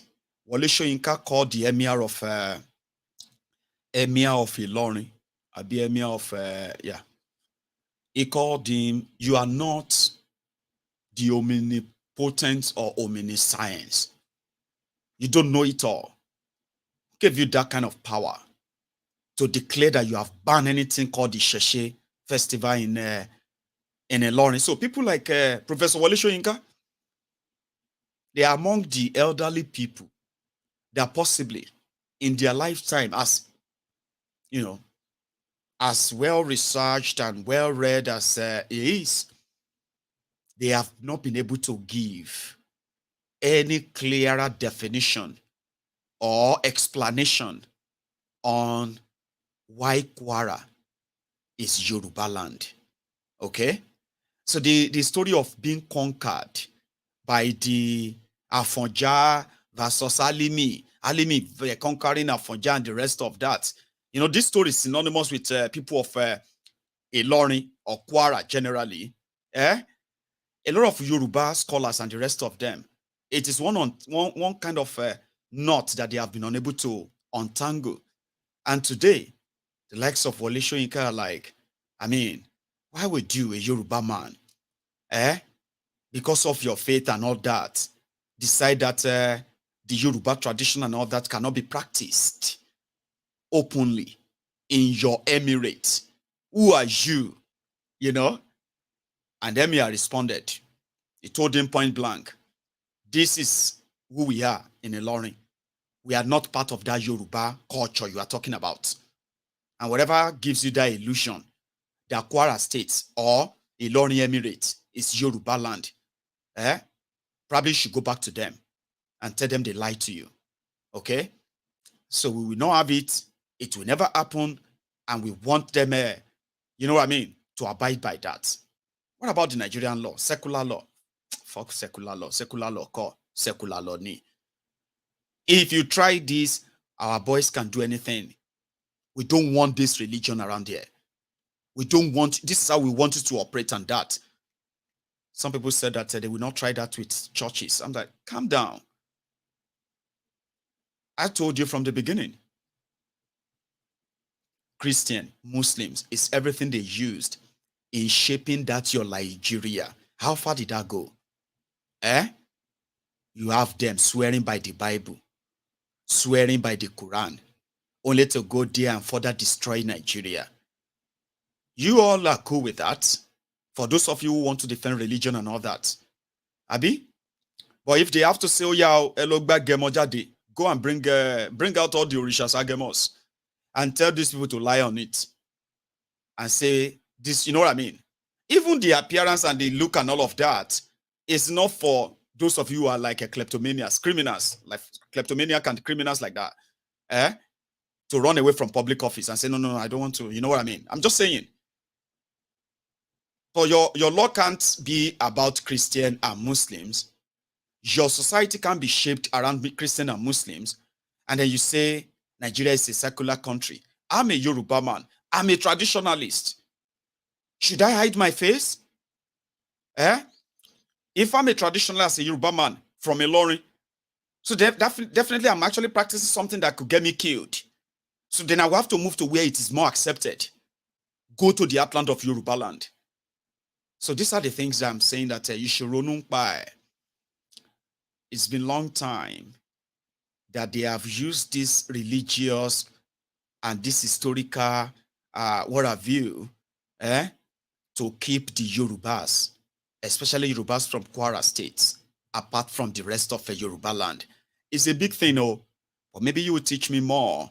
And that's why I said, you know, if they can, if we should continue to think Kwara State is Yorubaland, or we should just continue to live in that denial that Kwara is not part of Yorubaland. I say, yeah, it's not Yorubaland.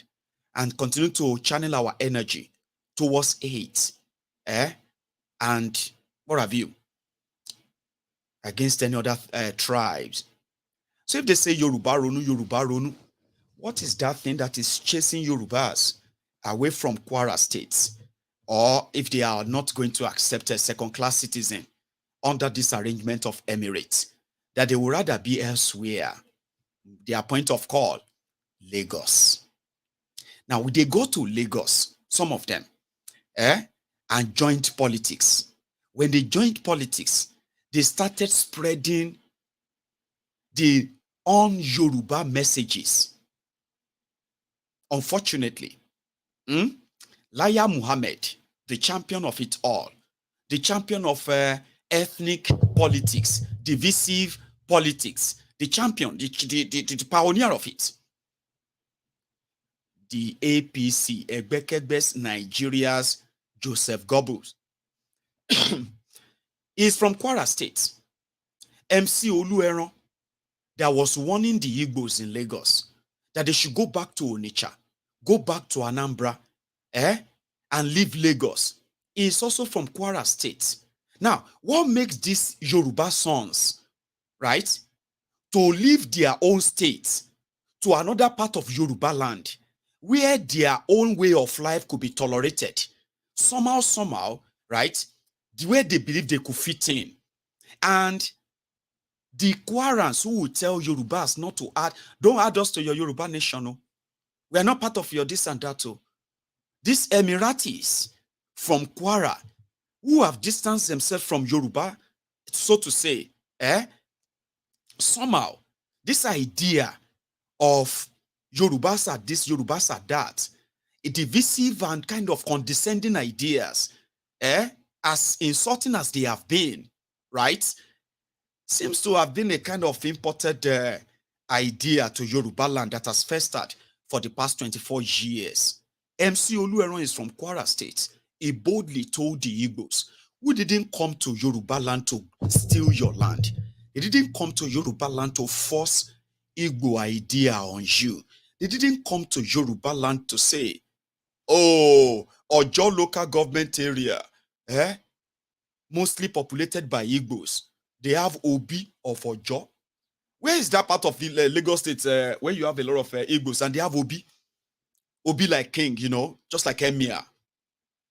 And they say, this local government is Igbo populated local government. We have conquered it. We have taken the land and the rest of that. There's nothing like that. Okay? But these guys came to Yorubaland.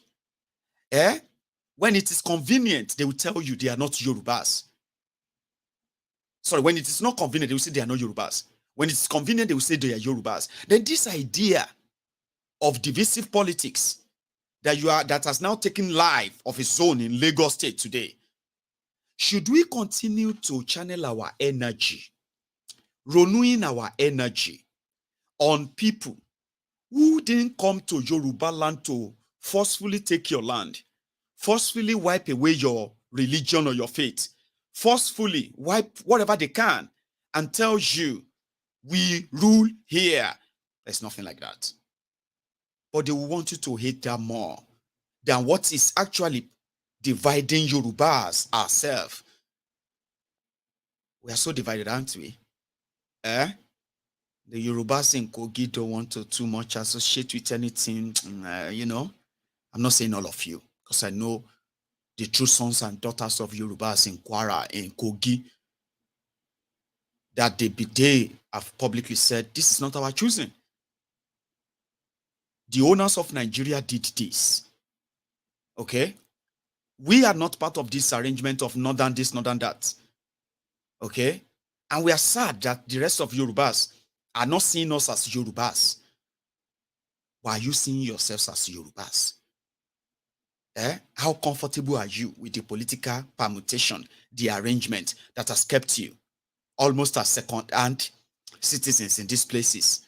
How many times have you kind of rose up and gang up against the Yoruba interest when your political criminal leaders told you so? I'm only asking all these questions because when we say Yoruba Ronu, when I hear you speak Yoruba, whether you are from Kwara or from Kogi or you are from Ogun, I see a Yoruba person. But do you see yourself as that, like real Yoruba? When it comes to choosing between what they have taught you or fed you, okay, over the years, for decades, what they fed your own parents too, and choosing the real Yorubaness in you, which would you choose? Would you not get so kind of agitated? Are you not angry right now with all I have said so far? Are you not upset with some of these things that sound so true, but you believe that they are not true? A lot of things that's what I'm saying, you know, Yoruba Ronu. Nigeria divided us, of course. Politicians maintain that division. And in all their utterances, okay, they want to place you where they want you to be. Even though none of them has ever worked for anybody. Whether you are Yoruba in Kogi or Yoruba in Kwara or Yoruba in Lagos, it is the same shege that everybody is actually facing. Nothing special. But how do you see yourselves? When conversations like this pop up, would you queue behind the Emirates? Yorubas don't have Emirates. Yorubas are not Arabs. Yorubas are not Muslims. Yorubas are not Jews or Philippines or Israelis. Yorubas are not Christians. Yorubas are core traditionalists. And over time, of course, we have millions of our own descendants who have chosen other religions as they found faith. and the rest of that. But should that then say or kind of erase everything Yorubas in us?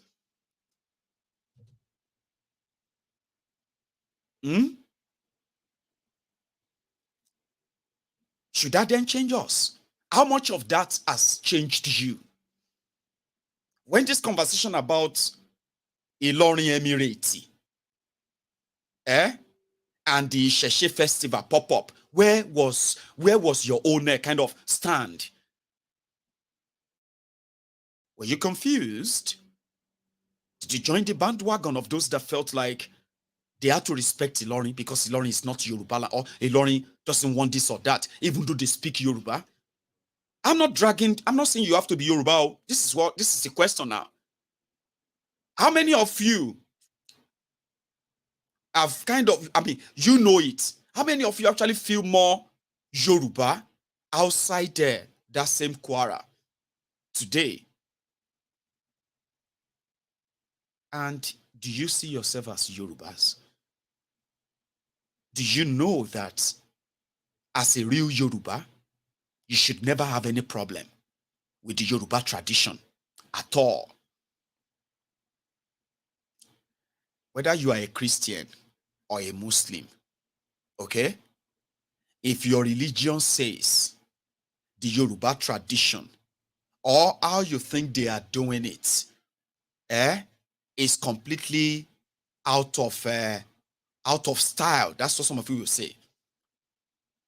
Abi, the only thing that should be out of style, no longer viable this day and time, is the Yoruba tradition, Yoruba culture, Yoruba religion, the real Yorubaness in us. How many of you completely agree that it is ideal to destroy our shrines, Abi, and build place of worship for God over time? Because you see, why I said this is not to put your religion on trial. It is for you to question things that you have already normalized, when in reality, it is intolerance. You won't be a Yoruba man or woman, a red-blooded Yoruba in you, and you will cringe around Yoruba. Give it to Ooni of Ife. He's done it so well that a lot of us who are not, a lot of you who are even not Yorubas, you have fancied the tradition, fancied the custom, the culture from far, that you admired it so much that today, Ile-Ife, the source, is also almost the tourist headquarters for those who are finding or who are interested in tradition and culture, things you love to see. You've seen all of that. The display of that tradition, that beautiful culture of Yorubas. Abi, you've seen how Yorubas mix culture, style, beauty and the rest of that. Okay, partying and all that. To Ojudioba, a supposed Islamic calendar celebration day. After Eid al-Adha, Ileya, 3 days after or 2 days after that, Ijebus, non-Ijebus, Yorubas, non-Yorubas, they will gather together to celebrate success, beauty, culture, and all of that. They are fancy stuffs, right? So why should you be a Yoruba man or woman who claim to love Yorubaland so much, that those who don't practice Islam or Christianity, they tend not to really have any right. Like, what right do they have? All those dead, all those killing of animals. They just kill the blood and everything everywhere. Nonsense. I mean, look at. I can't do all that fetish. You know, people should stop all these things, eh? And this is, you know, and accept Jesus as your Lord and Savior. Eh? And they should stop all this ebo and when you know, they should accept Allah. Allah is the only way. Now, if they choose not to, and they are Yorubas, they have no right. Have you ever thought about that? No? Maybe you should start thinking about that. The language is gradually being threatened and going into extinction. The culture, the tradition, beautiful stuff. Things that you will see up close and they will make you appreciate the Yorubaness in you. We are now having generation of young people that are being told that anything Yoruba, in this case, apart from you wearing the clothes and all of that, everything Yoruba is inferior. Have you not noticed? Thank God for those who are actually making effort to keep it active or alive. We're having a generation that is, but yet, in all this, your religion as well, you all make sacrifices. You kill cows, you kill rams, you kill chicken, you kill things killable to celebrate different kind of your, you know, your special days for your religion. You even have public holidays. Muslims have their public holidays. Christians have their public holidays. But and you have Christians, Yorubas, Muslims, Yorubas, and everybody everywhere, like coexisting. No wahala. But millions of our people who are not Christians, who are not Muslims, they don't kind of have any rights per se. They have to be told why they, some of them have kind of been so kicked out of where you could really see them publicly because they don't want to associate with them. So when this issue of Ilorin and the rest pop up, I was like, you know what? I'm going to throw it to every one of you. That is always kind of, I am a proud Yoruba. What actually makes you a proud Yoruba? Wearing agbada, dressing like these prince and princesses. Or having your nikah, having your white wedding, having all these things that actually symbolizes, you know, the uniqueness of your faith. Beautiful faith you have. But behind all of that, your fellow humans who are also like you, but they choose a different path, then they will have to live within a rule that is completely un-Yoruba. It's completely un-Yoruba. And then when you see people who speak Yoruba, who are those who are actually like at the forefront of that? In my own word, I will begin to think. And that is where my own Yoruba Ronu kind of makes sense. If you have to think about anything at all, think about what actually makes you Yoruba. And maybe you should begin to, maybe that will help you to understand why. When they say Yoruba nation, there's something in you that rejects that. There's always something in you. Maybe something that is making you ask, I'm not actually, I don't subscribe to all this Yoruba thing. There are so many of you that tells yourselves, kind of psychologically, distance yourself from anything Yoruba. It sounds like something inferior to some of you. That's why when they say Nigeria, your hairs actually kind of a flare up. Nigeria. When they say Yoruba or Yoruba nation or Oduduwa Republic, sounds so much like inferior to you. So there's something in you that agrees somehow that anything Yoruba, can always come second. So when some people say Yoruba first, you will think it's about that care, that brotherhood, that connection, and the rest of that. But no, when you probe a little bit further, a lot of them are questioning their Yorubaness. Are they, do they agree with what makes you a Yoruba?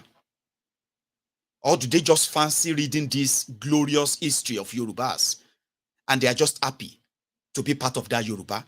But they will never, ever recreate those history. Somehow they don't want to because they have chosen a different pattern. It's just like a common tag. Nothing meaningful, nothing serious. I don't know if you understand this better. I'll just believe that you do. Okay? Because I know some of you, once they say Yoruba nation, Yorubas should come together. And Yorubas, okay, should figure it out together and demand for a separate country in Nigeria. But there is something in you that statement doesn't sit well with you. There is something. And you see this idea of Yoruba, or what has become our reality today, like the passion. You can see in all those who claim to be the leaders of, or parading themselves as leaders in Yorubaland today, governors, senators, reps, and the rest of them. You can tell there's nothing burning. There's nothing burning called passion in them about Yorubaland. There's nothing really, like Yorubaness in them. And that is the obvious thing you see today. Nigeria is more important than Yorubaland in the hearts of these guys. But when it is convenient, they will push their Yorubaness, Yoruba agenda that doesn't actually represent Yoruba's interest. Because what is Yoruba's interest? Preservation of our own real culture, language, sovereignty, prosperity. Something that should be the motivating factor for anybody who found themselves in a position of authority. Preserve, protect everything Yoruba, including the Yoruba people. When you love your people and you have a chance of actually making an impact, and you have a chance, that means you become a leader and that decide or determines what will happen to their lives. A rare opportunity. So the real Yorubaness in you, right? If there is any that supersedes any other, you would have seen that effect in what is Yorubaland today. The underdevelopment you are witnessing, the poverty you are seeing, they are the good example of those who call themselves Yoruba leaders, of not having anything to do with Yoruba, other than just using it as their meal ticket. There's nothing in reality. So yeah, you tell me when you think, or what you think makes you that Yoruba or whatever you in your mind and in practice too. Or maybe you are one of us who are kind of trapped. They cannot live in a world called Yoruba nation. Conflicted people. Somehow who feels like they don't believe that Yorubas have so much in common to be in their own country. And if the Yorubas are going to have their own country, for example, we're not going to be part of that. Please count us out. These are our Yoruba people from Kwara and from other parts of Yorubaland who have taken over power in Lagos. They publicly said, Lagos is not part of Yorubaland. They said it. Lagos is not part of Yoruba nation. And you should keep all your Yoruba nation, what have you, outside Lagos. Kwara is not part of Yoruba nation. Lagos is not part of Yoruba nation. Does that make any sense to you? Then when election came, okay, they needed to protect Yorubaland. Yoruba Ronu. Oh, they want to take over Yorubaland. Oh, they want to take over Lagos. Oh, these people want to take Yorubaland. Oh, we thought Lagos is not part of Yoruba nation. So you see that word nation means coming together of all the Yoruba speaking people. Sure you get? That's a nation. And there are people who said, no, no, no, no, no, no. We don't want that to. Because if that should happen, where is going to be our place? Eh? What are we going to, I mean, where would we belong in this, your new nation? This is idea of what we want of, you know, for Yorubas or whatever. So if you want to have a Yoruba nation, that means we can't do what we want to do. We can't actually operate this way. Don't bring your Yoruba nation to us. Publicly, they said it. Eh? There is this king in Lagos who actually, majority of their kings actually said that Lagos is not part of Yoruba nation. But during elections, Lagos is Yorubaland. Yorubas should rise up. Yorubas should Ronu. Yoruba Ronu. They want to come and take over. They want to take over this. And that madness hasn't even stopped right now. Yeah? But in that same breath, we can see the ostracization of the Yoruba and Yoruba tradition in a place that's supposed to be Yorubaland. So I'll go back to my question. Is it all right for us to stop calling Kwara State Yoruba land? I mean, politically, it is not. Is it all right to stop calling Kogi State Yoruba land? As in, is it all right to stop telling ourselves that people speaking Yoruba doesn't actually make them Yoruba until they say they are? Or are we asking too many questions? We should just let the confusion and the the confliction as well to remain the same. And watch the further destruction of the Yoruba and the Yorubaness right before our very eyes. Now, you tell me when you have a chance of calling in today, maybe tonight, when we have a chat. So I have seen, and I've seen people's reactions, and I know this may not really change anything, but if this can get you to start thinking, because a day is coming, right, that I strongly believe, okay, a day is coming that Nigeria will push everyone to that state of precipice. We are almost there. Yeah, some said Nigeria is hanging on a cliff. Kind of. But they will push everybody there. You see that word referendum? Referendum is not war. Sure you get. Referendum means at its point, the people will finally have to decide on two things. Yes. One, if they still want to be part of Nigeria as a whole country or not. Now, number two, when the conversation around or the referendum around determining the future of the Yorubas in this contraption Nigeria, no matter your stand today, today's reality makes it look like it's not going to happen, Abi. I have a good news for you. Or should I say, I have a bad news for you. It is going to happen, and it is going to happen very soon. Now, you see that word referendum, when it finally comes to gain the life of its own, in your constitution, that your trashy book as well, they will write it inside, referendum. Now, when that time comes, right, and people choose that they don't want to be part of Nigeria anymore, everybody will then choose where they want to belong to, okay? This is going to be gradual and gradual. Now, choosing where you want to belong to, even if you are not going to give me the direct answer today, that what makes you a Yoruba, all right? Is it by accepting what is actually real Yoruba, even if you don't practice them, but you respect them and their existence and their rights, or something that gets you angry, kind of, when you realize that you have to choose between your faith and the Yorubaness in you and all that, okay? So referendum will eventually resolve all of this, okay? The referendum is like an election, but it's a different election entirely, okay? It is a yes and no vote. What that simply means is this. A day will come that everybody will say, you know what? Let us kind of discuss this Nigeria. How many of you would like to continue to be part of Nigeria?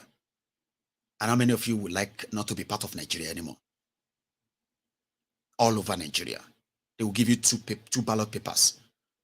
One is, yes, you want Nigeria.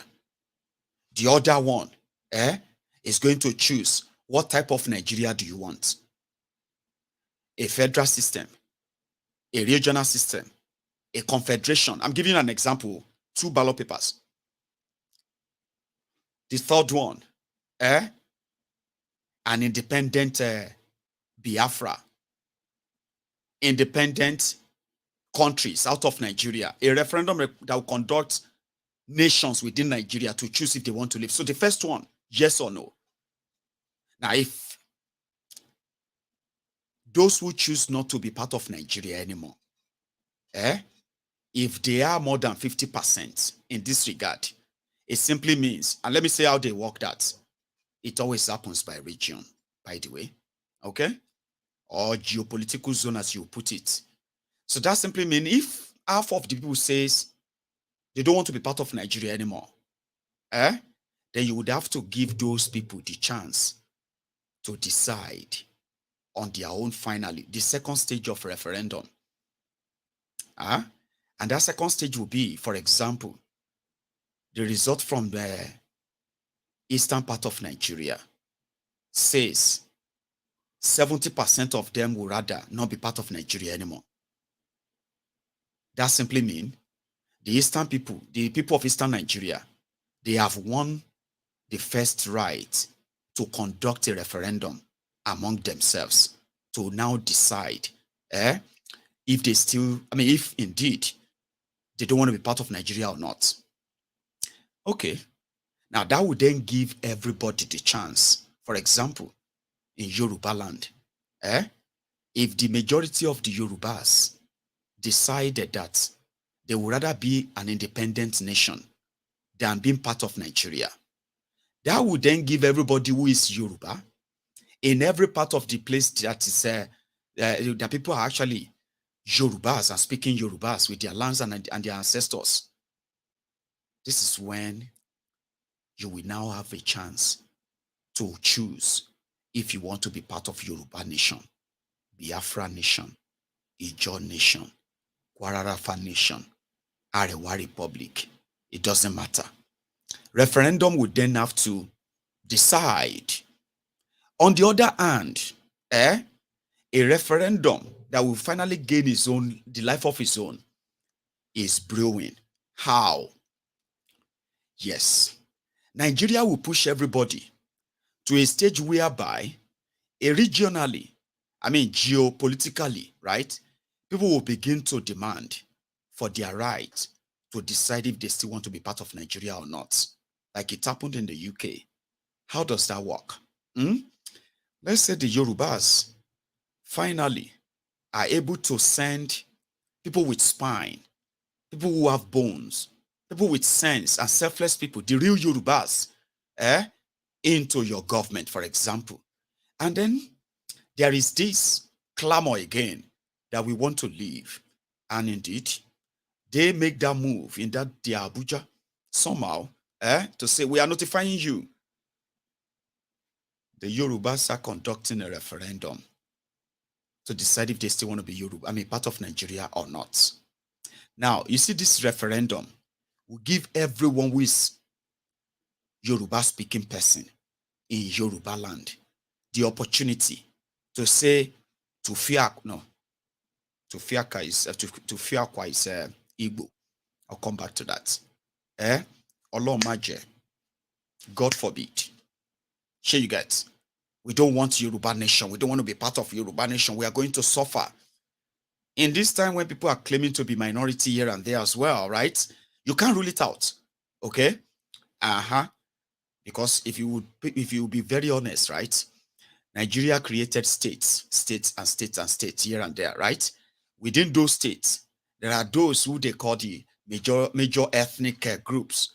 You see where the major ethnic group is in they are major, that's why they call them major ethnic group. They are those in power. Those who don't have the same population capacity or the kind of political cleavage or so, right? They are seconded in such states, and that abounds everywhere. Okay? So many of them believe that if they allow them to go with all these bigger groups in their that will form these nations, that they will suffer. There is this mentality of minority group and that, okay? But referendum actually takes care of that. Referendum will allow you, okay, to say yes and no. Now, if you say yes, a campaign for referendum will make you understand the type of country you are going to have by even seeing the type of people championing the campaign for that referendum, right? So it will give you an idea. So that will help you to decide if you want Yoruba nation or Biafra Republic or not. The opportunity or that destiny will be in your hand. So which means the Yorubas who want to be part of Yoruba nation, okay, they will vote yes. Those who want to remain as part of Nigeria, they will vote no. Then they will count all the ballots. So if those who want Yoruba nation,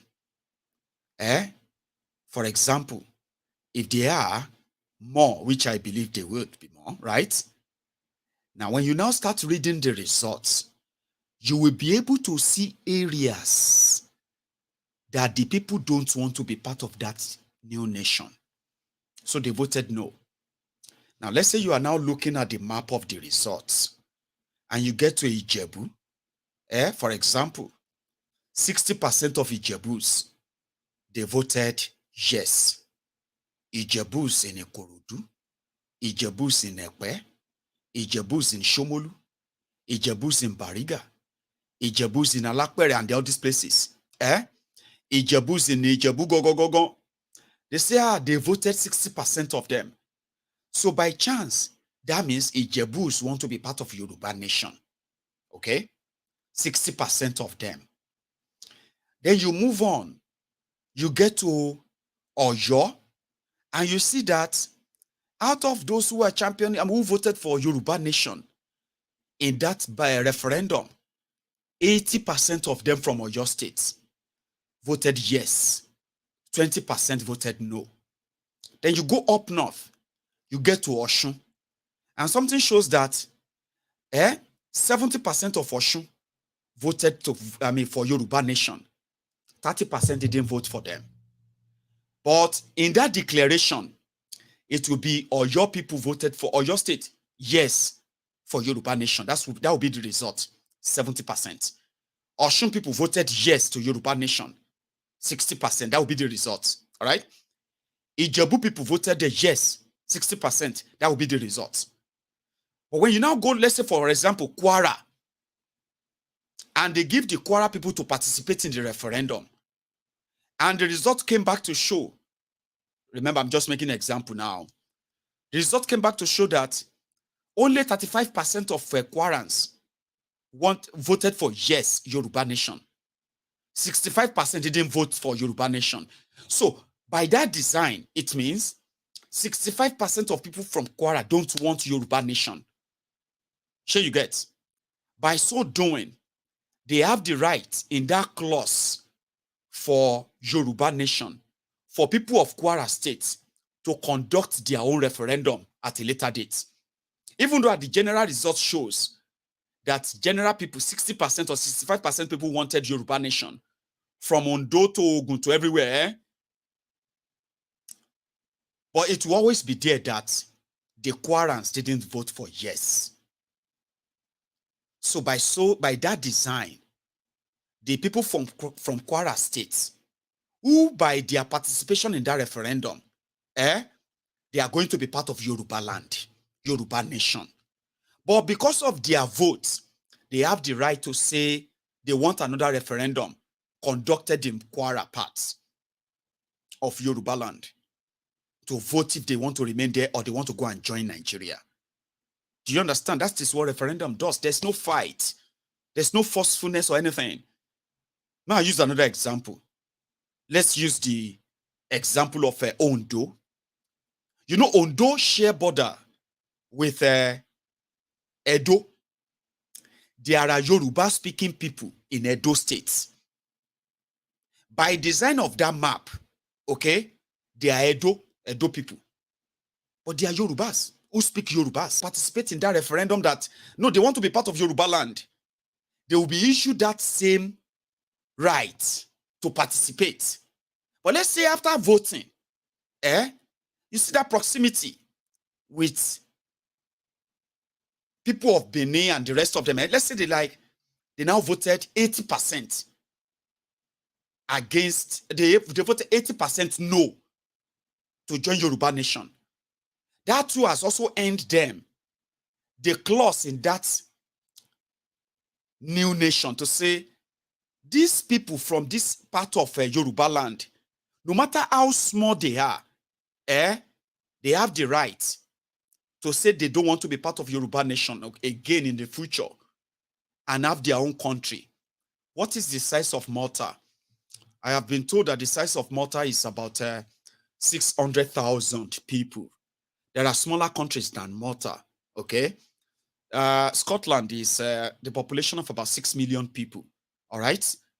All these people from Kwara, from these other places who don't want to be part of that arrangement anymore, in a referendum, they can choose not to be. In fact, in a referendum, they can even choose to still be part of that Yoruba nation, but with their own autonomy.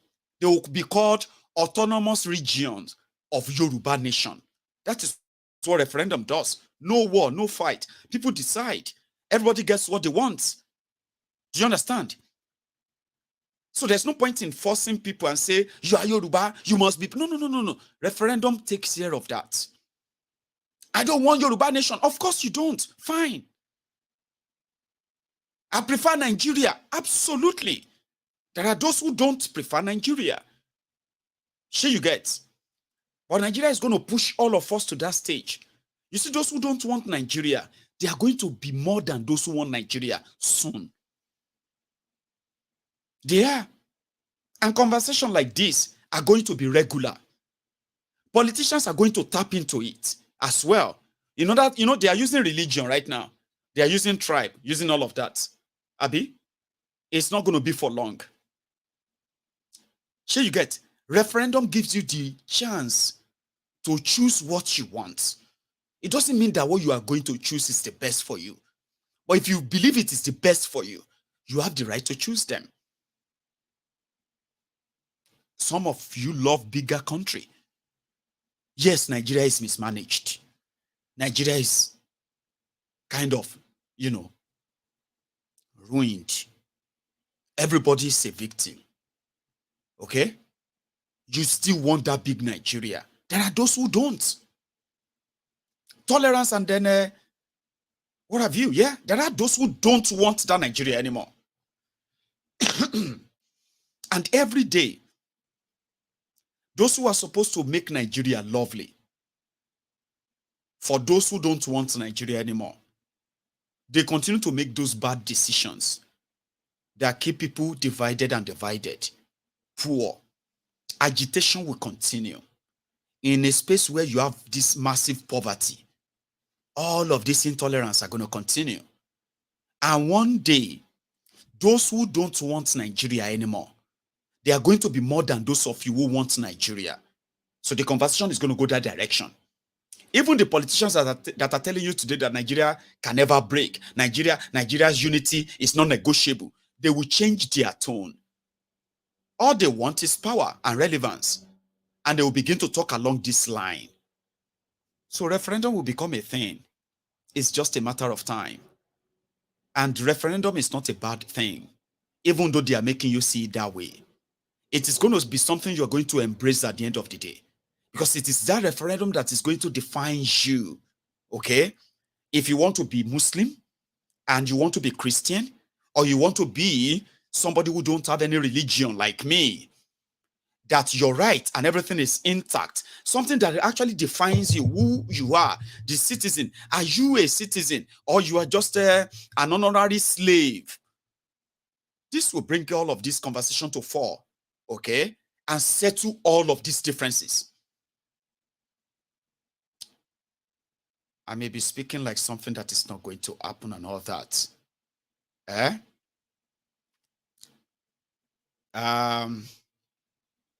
One moment. I understand. But they will continue to, somebody said that they live in Ilorin. And there are people, few, minute number of people like this who are kind of love to bring up, bring up this kind of division. I get it. But there's so many other things I've said that I believe that if you review them, you don't have to agree with me, but you kind of have to think about them. All right? And I hope that we'll have that chance. That all of us will understand that those who are milking and planting some of this division, superiority conversation, we are better than you. We are the one who is superior than you, and all this whole thing, right? They are doing them in a way that eventually they will push all of us to that state where we have to ask ourselves, what are we doing here? What's going on? What are we doing here? And when conversation get to that stage, identity crisis will be resolved, and referendum will be a common thing, and everybody can have what they want. So if the Yorubas or the Biafrans vote yes,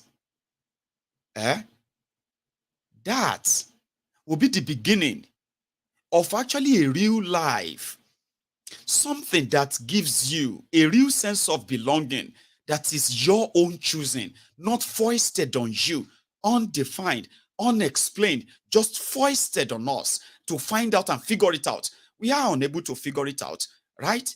And they won't let us try something new. Even to keep Nigeria still Nigeria as a country. You will agree with me. There is so many conversations that must be had. There are so many explanations that must be made. And in the process of having that conversation, having that explanation, there will be so many discoveries that are going to wow you. And you're going to kind of agree that, hello, who brought us together? Did the people who brought us together as a country, did they not know all this? Did they know all of this? And they still kind of say, no, let's force them together and see if they will work. There's so many questions, no answers. We will find those answers because we will have to answer them ourselves. No matter how tough they sound. People who are using religion to keep control of other people, right? And at the same time, as a Yoruba man who is not offended that Yoruba tradition, culture, and religion that has been seconded, something that is our pride, something a lot of you love to read about when they make movies about some of these heroes of Yorubaland, heroines of Yorubaland, you chuckle, you feel so proud reading some of these historic adventures of these people. But they're desecrating them, lowering them right before our very eyes. And anybody associated with them. And this is coming from Yoruba to Yoruba. This is not even like from anybody calling Yoruba this or that. It's coming from us. And if there's any time for us to actually think about us, about Yoruba, about our future, and things that are actually more or less like has been waged against us, there's no better time than now. It's going to get worse. All right. We are grateful to the Ilorin elders who did their best to put this under control. And when you say putting it under, getting things under control is by saying, it's just saying that the Yoruba traditionalists accepted to just mellow and cancel their event. If they insisted that they were going to do that Isheshe festival, probably by now, it will be a different story, okay? Those fanatics will probably have burned properties, kill people, and there will be no arrest, no prosecution until another one. So we are grateful to all of you who mediated and then decided to remind everybody that Ilorin may be speaking Yoruba. Ilorin is not Yoruba. And anything that has to do with this Yoruba tradition, this and that, take them away from Ilorin. And that should then put every Yorubas. Yoruba you are in Ilorin. Yoruba you are in Kwara, to begin to Ronu and ask yourselves, how Yoruba are you? And how Yoruba do you really want to be? Would you be so much comfortable to keep that Fulani secularization, which the Fulani elite have used politics and religion to shape out? Would you love to remain in that quagmire of that definition? Something that says you are from Kwara State, okay? And there are some certain things that are Yorubas that are completely unacceptable to you. Anyway, I'll leave it at that. I was going to take course, and I'm going to take course. In fact, I'm going to take course. I'm going to go make myself a cup of tea first, okay? So you call in and let me know what your thoughts are, and then we'll call it an afternoon or morning, whatever it is here. So I'm going to be back in a minute.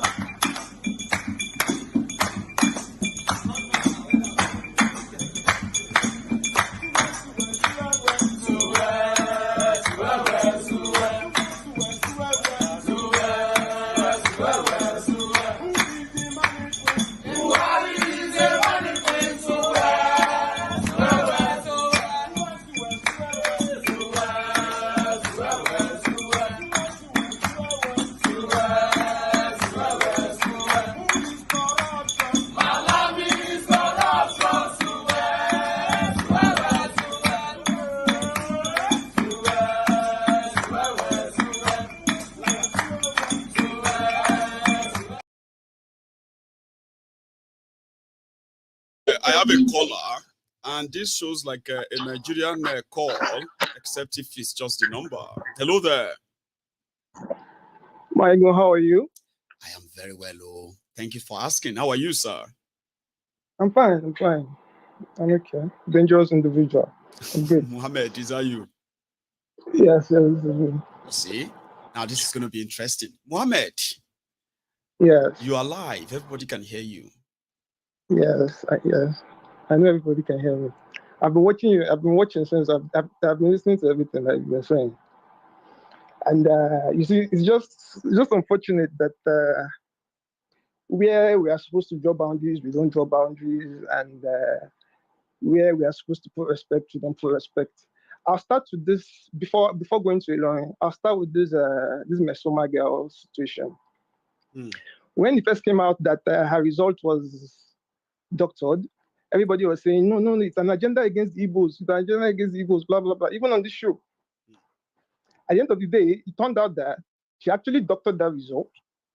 Apart from that, if you check the list of those who have actually been the top candidates for JAMB for the past 10 years, most of them were Igbos.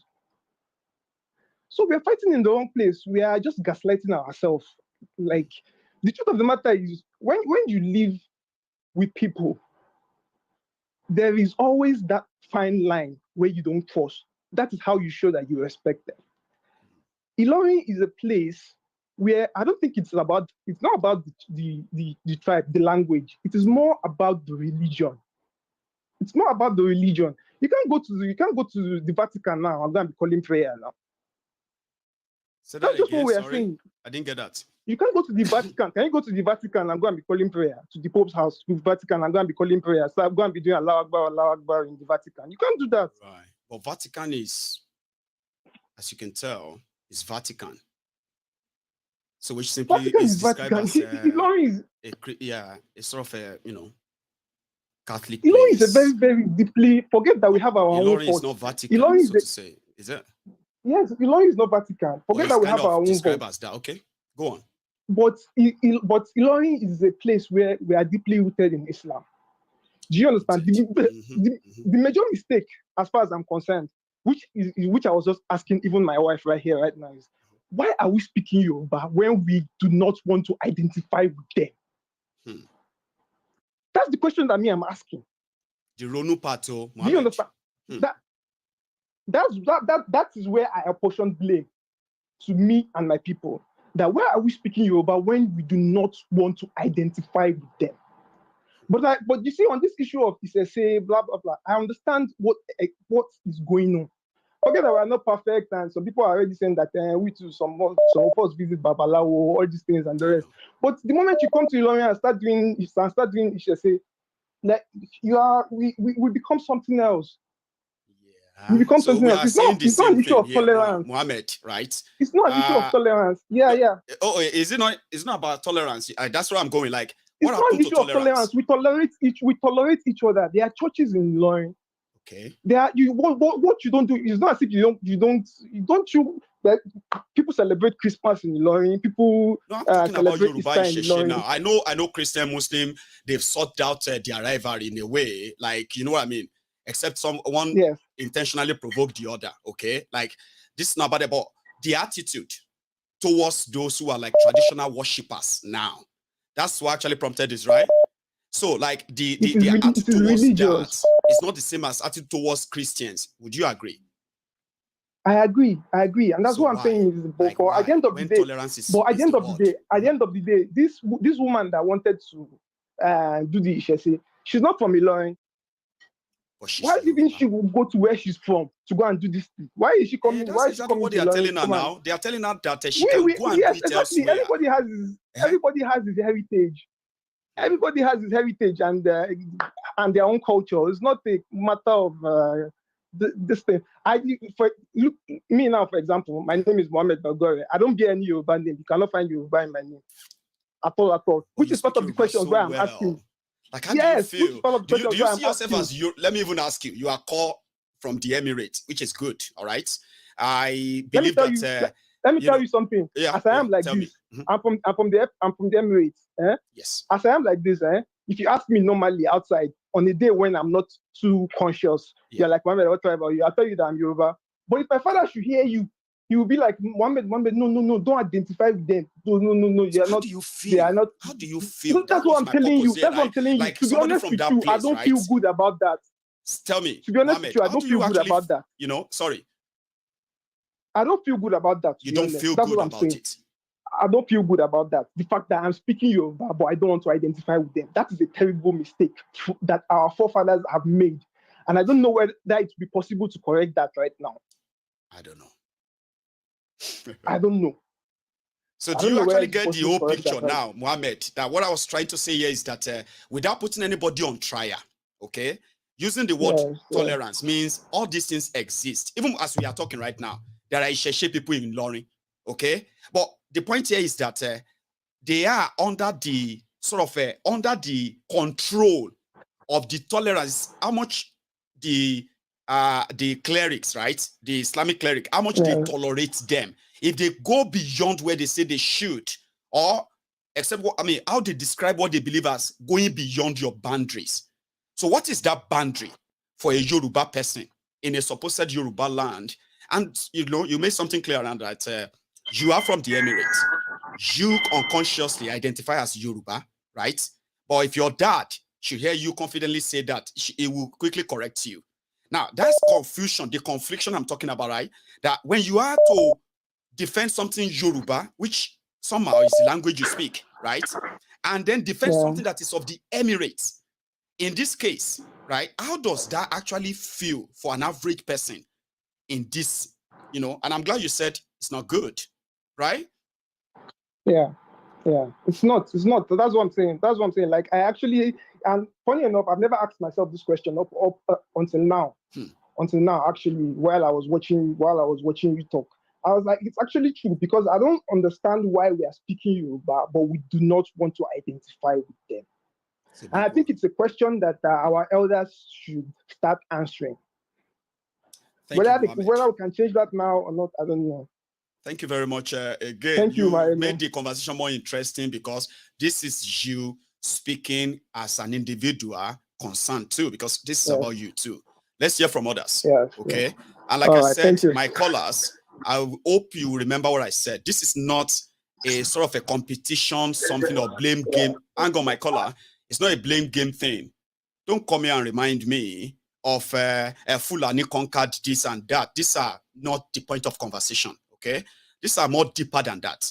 Individuals who actually come from Kwara, who speak Yorubas, and they watch all this exclusion from what is actually Yoruba in a way, right? If anybody is to Ronu, whether you are from Kwara or not, have you actually ever thought about this in the whole scheme of things? Hello there. Now you are back, my caller. Can you hear me? Hello? Hello, can you hear me? Yeah, I can.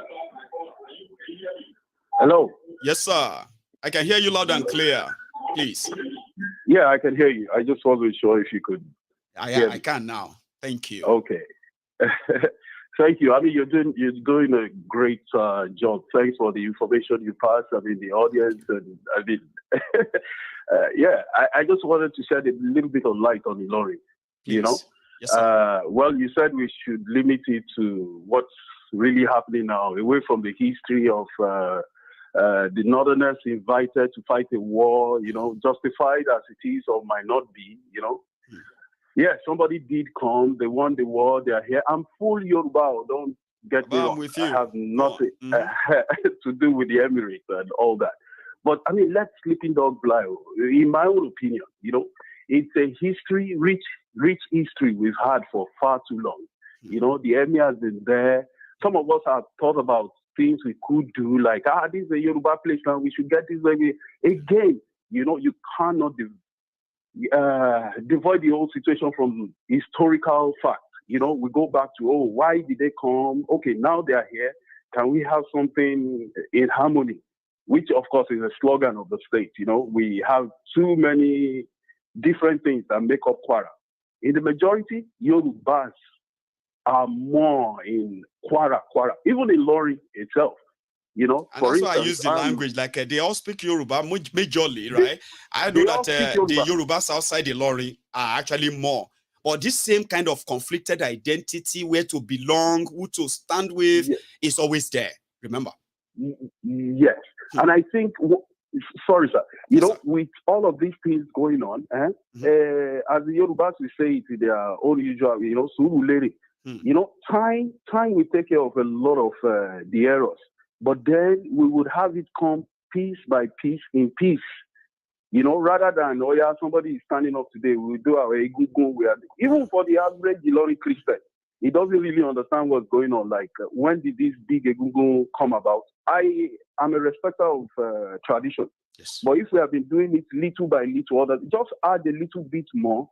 Expose it to the people, get your converts, you know, but don't come in a way to try start a fight. Like, okay, it's now our turn. It's like Yoruba nation from a different corner, you know, like they are, you know, looking to achieve that. No, it's okay. I respect Yoruba nation and all of the Biafran, but let's be honest with ourselves. Like, sorry, Maiyegun, even where you are, if you tell everybody the truth, the big mistake, of the referendum in the United Kingdom, it has put them in a very, very bad state. How many prime ministers in how many months, if we are going to count in months? I know. So at times, you know, people need to understand the need to make sacrifices. Nigeria is not anything close to perfect. But as we have it now, there is a body that rule over like the 5 different, these and all of the ethnic groups that we have. How much advantage are we taking of this coming together? This error, the British, we all say the British made. In this same Ilorin, you are making an example of, there were the Yoruba speaking people that believed they needed to pull out. They were lots. They were the ones they took to Kogi State. A lot of them died. I'm not saying died because they committed suicide. I know families. As soon as they got to Kogi, the dream they had was wrong. We are not taking time to ask ourselves the question. We want Biafra. We want you, but what have you done? Okay, right now, Biafra states, cut it, 6, 7, whatever you want to cut to them. Do they take budget, part of the budget from Nigeria? Now you want to pull out of Nigeria. The money you have been collecting from Nigeria for the last 40 years or 50 years or so, what have you done with it?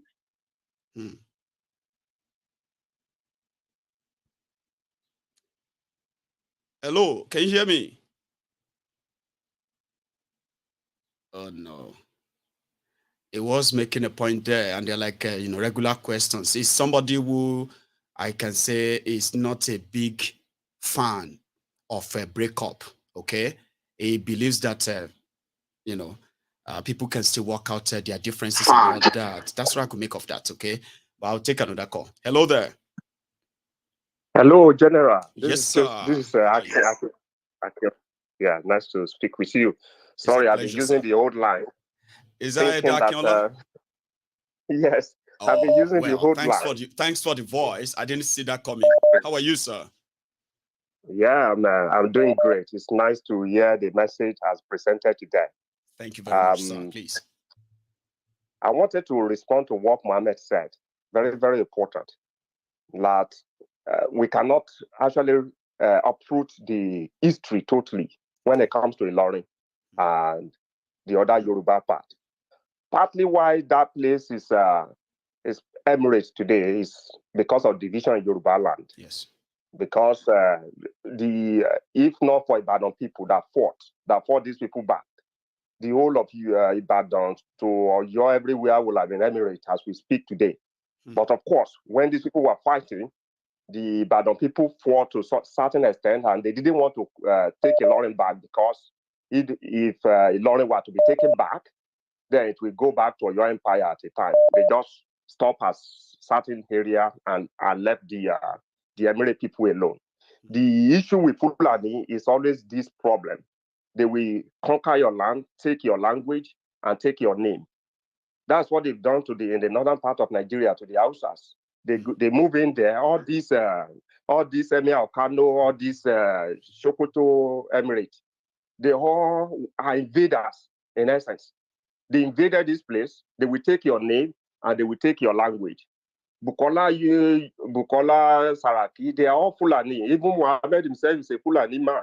So if he say he doesn't understand why he's speaking Yoruba, that is the reason why he's speaking Yoruba. Because when you come to foreign people's land, you try, in order to blend in, they try to take your language. They will learn the language. They will even give you, they will even take the name of the owner of the land. Ilorin is a Yorubaland. It's part of your empire, in essence. Now, that's one thing that should be clear. And the second part that should be clear is that we are not in the country. Nigeria is supposed to be a secular country. The concept that some people cannot practice their religion, people have been forced to observe Islamic religion. I don't want that kind to happen in any part in the country. This is the problem that Sharia brought to our land, where some people are implementing Sharia code as a law in our country, which is not supposed to be. I'm not saying that Muslims they should have the right to live their religion. Other people who believe something different should be able to do so. To practice theirs too. And none should. This kind of belief is why people are killing people in the name of Muhammad. They burning people, committing a crime that somebody is blasphemy. So if I'm a Yoruba man and I want to do my shishe, why not ignore me and just allow me to do my thing? That's right. Because if I were to say as a Christian, do I believe Muslim religion is good? I will say no. I don't. I believe they're doing something wrong, but they have the right to practice whatever they like. So also other people should be able to do the same. So Like the concept how that can people say it in their mouth and they don't agree with it we agree with it in practice? That's what I don't understand. They will say everybody can be what they are. I respect people, other people, but this is not what is happening. You know what I mean? Like you are telling them to respect you and the town and the code that you have put in place, because it is your code and it is Emirate, right? And at the same time, you are telling them how they should do theirs. How is that kind of, I don't know. The question they need to ask, with the land where they are going to do their shishe, does it belong to them? If it does, no. If it belongs to the Yoruba people, then they should be allowed to do whatever they want. Either they call Ogun, they call Shango, that is their right to do. Yeah. So you can't force religion. Nigeria is not an Islamic state. And for people who are propaganda going around with this propaganda, they are going to force Nigeria to be Islamic state. They are mistaken because this thing is not going to end there. Right now, people are taking sit-back approach. The Afonja family lineage is still there in Ilorin. It's not going away in essence. Ilorin is a Yoruba part. The concept that Muhammad doesn't understand that his people are foreigners that came, and some of them are answering Yoruba name and they are speaking Yoruba language. He should understand that. But the reality is that people should be free. When we say people should be free, this is what we call liberty. Do whatever you want to do that please you. Other people do whatever it pleases them. So, and the concept you are going to force them against that is totally not acceptable. Before I drop the line, yes, sir, let me also comment on the JAMB issue that we talked about yesterday, in essence. Yes. Look, I still believe that lady did not manipulate that result all by herself, because I've always been asking, the QR code in that result that he printed, I don't believe that she manufactured that. That is the one that is not being answered here. You know, Buhari may have done a lot of things bad on Nigeria, but one thing he did so well was to make JAMB accountable to Nigeria. So JAMB that used to not bring any money started generating about 1 billion. So before Buhari, where was the money going? A lot of the officials have been stealing from this. In fact, 30 million was swollen by snake, and today they've not found where it went and all that kind of stuff. When you look at the result of the people that scored the highest score, actually, I was analyzing the result. I look at the result. They also follow the same pattern. Nearly the first 4 people score 60-something. They score 90-something. And even near all the 4 people score 97 in physics, 97. I'm asking myself, I'm not blaming the students. Don't get me wrong. I surely applaud all the students. Are there things that is leaking out of JAMB that they are giving the student to practice? You know, people are paying money to get this question paper beforehand. JAMB has become so corrupt. If you were to investigate that lady that has been accused of stealing, manipulating stuff, somebody in the JAMB, somebody in JAMB actually helped her out, because that code that she got, QR code, is not what you can manufacture in your head. Somebody gave her that code. In essence, I believe that lady is being threatened to take responsibility for everything that fall out, so that they can move on. She has been threatened to confess, in essence. And I hope that Nigeria will not just sacrifice that lady, that they will help her out, in essence. The concept that people is Igbo is, forget about this. This girl is a victim of corrupt system in Nigeria, in essence. And if they are going to blame her for all what is failing in JAMB, people will be mistaken. It should be helped, and as much as I believe, so that her score is a very good score, 249. She still did well. You scored 249 or thereabout. She could still go to any school, but now they've cancelled that, I think. And she won't be able to sit for 3 years, I think. That is wrong. They are going to make criminal out of this lady because of this, and that is totally. And all Nigerians should condemn why JAMB should cancel her result. Why she will not be able to all our politicians, they are doing more than this. They are forging certificates. They are forging all these things, and nobody is holding them accountable. Thank you so much. And because of a 19-year now. So that's my comment for today. Yes, sir. Yeah, thanks. Thanks a lot, and I appreciate that. Now I'll take another one. Another caller. I hope he's from Nigeria and just not the number. Hello there. Hello, sir. Good afternoon, sir. Good afternoon to you too. How are you, sir? Yeah, I'm fine. This is Damilola. Dami. I'm calling from Lagos. From Lagos, I know. How you doing, Baba? I'm fine. Well, I don't mean to attack Mohammed, but it's either he's pretending or he's living a lie. And why have I said that? I believe everywhere on the surface of the head, got named, immediately the descendants, or let me say the indigenous people, got to the place. There is. So Ibadan is a Yoruba name. That's right. Ilorin, as far as I know, is a Yoruba name. So I want Mohammed to give me the Fulani meaning of Ilorin. If he could give me one, I'll be very happy. Then when you get to Kwara State, there are lots of Yoruba places there. Ayepe, this one, that one. Is he saying that all those places came to being after Yoruba actually conquered Fulani? I know that's a non-existent story. I'm only trying to paint a picture. I know. I get you. Yeah. So is he saying that Yoruba actually conquered those people to now stamp their own name and indigeneity over those areas? It would be a big lie. Now, this is it. The Nigerian case is a very complicated one. And I want to believe, if no one else believes it, that Islamization is very real.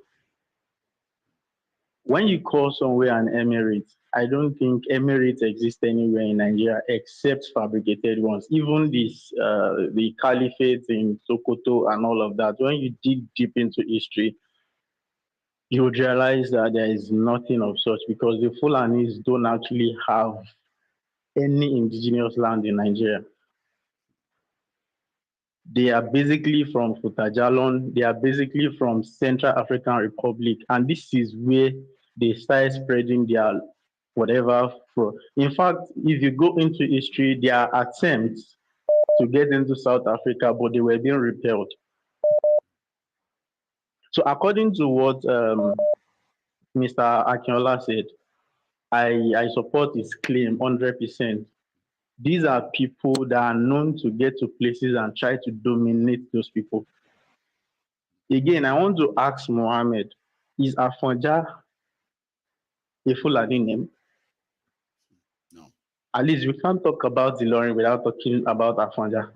The truth is, we Yorubas might be shying away from it, but Ilorin is a Yoruba land conquered by the Fulani people. That word conquer is what we don't want to tell ourselves. We don't want to believe we've been conquered. And whenever we bring this up as pretenders that we are in Yorubaland, or let me say, probably cowards, we always want to run away from it. And that was what the man. Danny, like, Kwara is Yorubaland.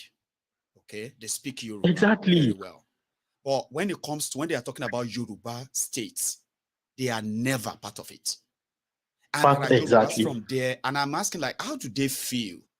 Here you get, like, you are Yoruba, or here you are. You don't even know if you are real Yoruba or not real Yoruba.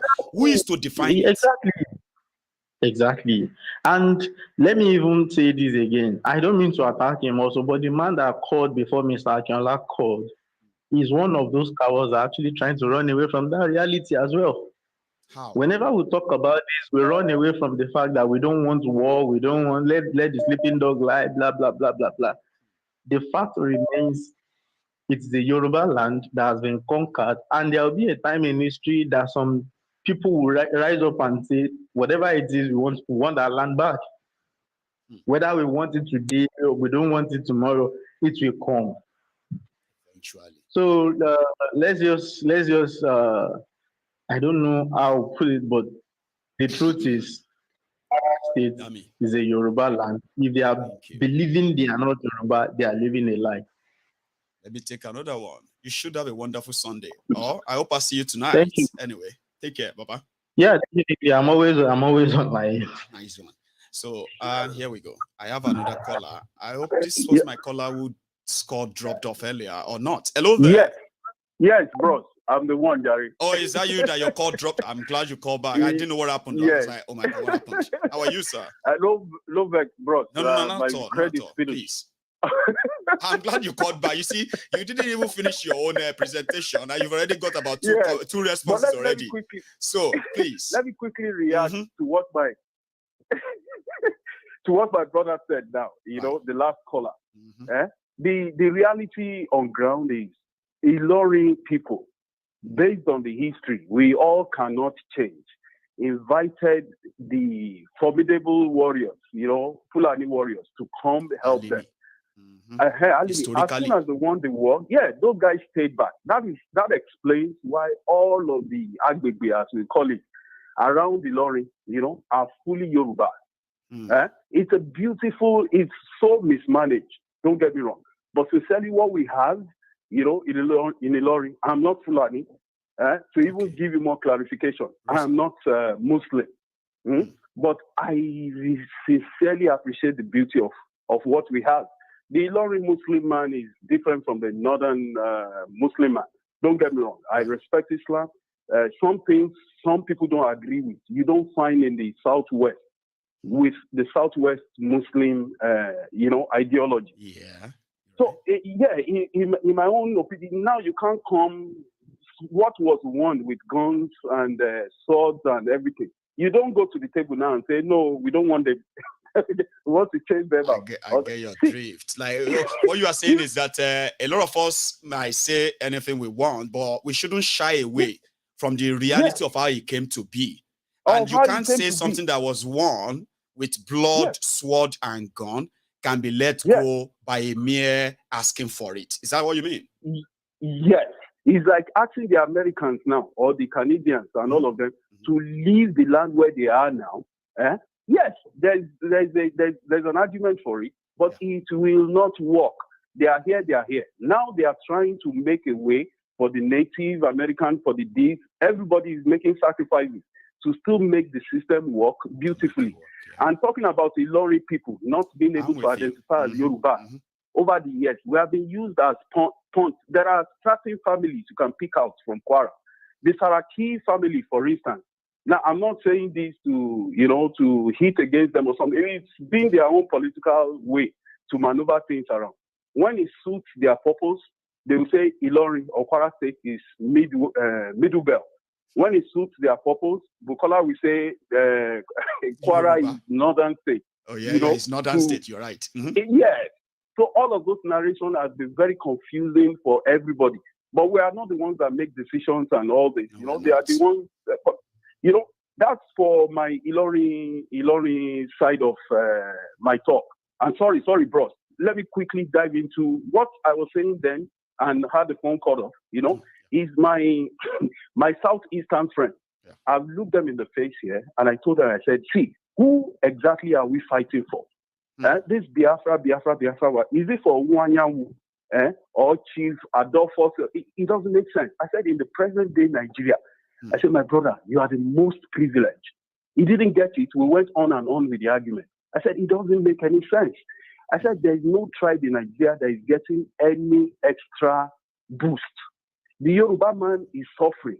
The Hausa man, in fact, is number one for Fasofa head. We all see everybody them on is the suffering. street. You're right. Yes. I said, so in the present day Nigeria, you are the only people with the ability to move into everybody's tribe, everybody's destination, set up businesses. I said, for the average, I'm not talking about your political elite. They are the ones pushing you to fight for their battle, which is very selfish. I said, present day Nigeria, take an example from my Kogi people, Yoruba people that left Kwara. I think it's a big example we're all missing out in Nigeria. We've had things like this happen before. Why don't we take a case study? Study it. Let us all discuss. We are going to have a referendum. But years before the referendum, let us have discussion. Let us educate ourselves. In Kenya, Chinedu, why are you running away from Lagos? Do you understand the full implication of this referendum if you win? If Nigeria does not give you their cash cow, which is understandable on their own part too, because I checked what the very revered Ojukwu submitted in the first war of Biafra. I saw it myself. I saw the list.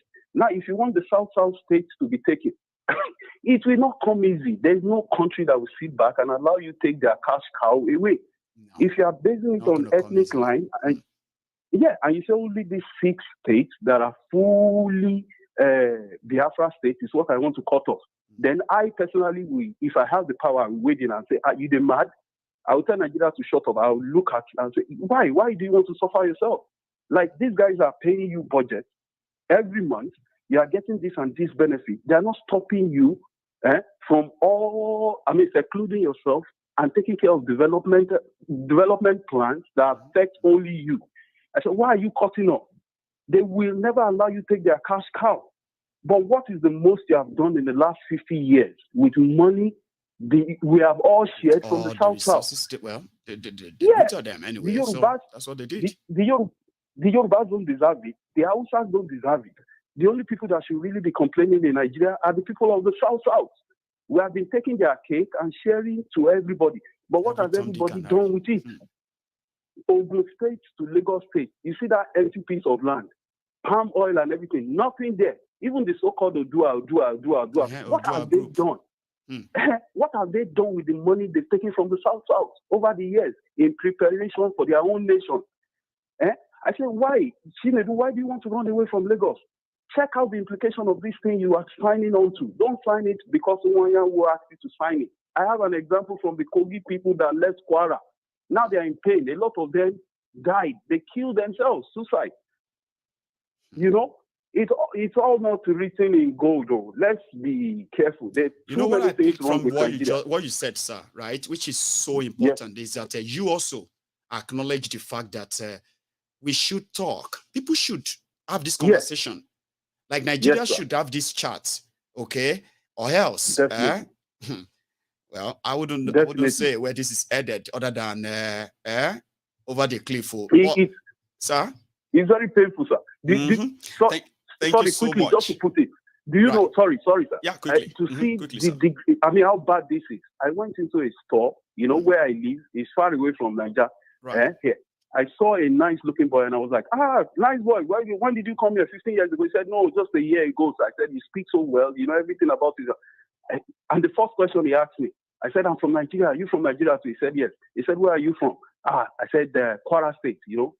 I saw his face drop. Like I said, this small boy, I grabbed him and pulled him inside. I said, no mind any story where they tell you. Because he's, of course, from the East.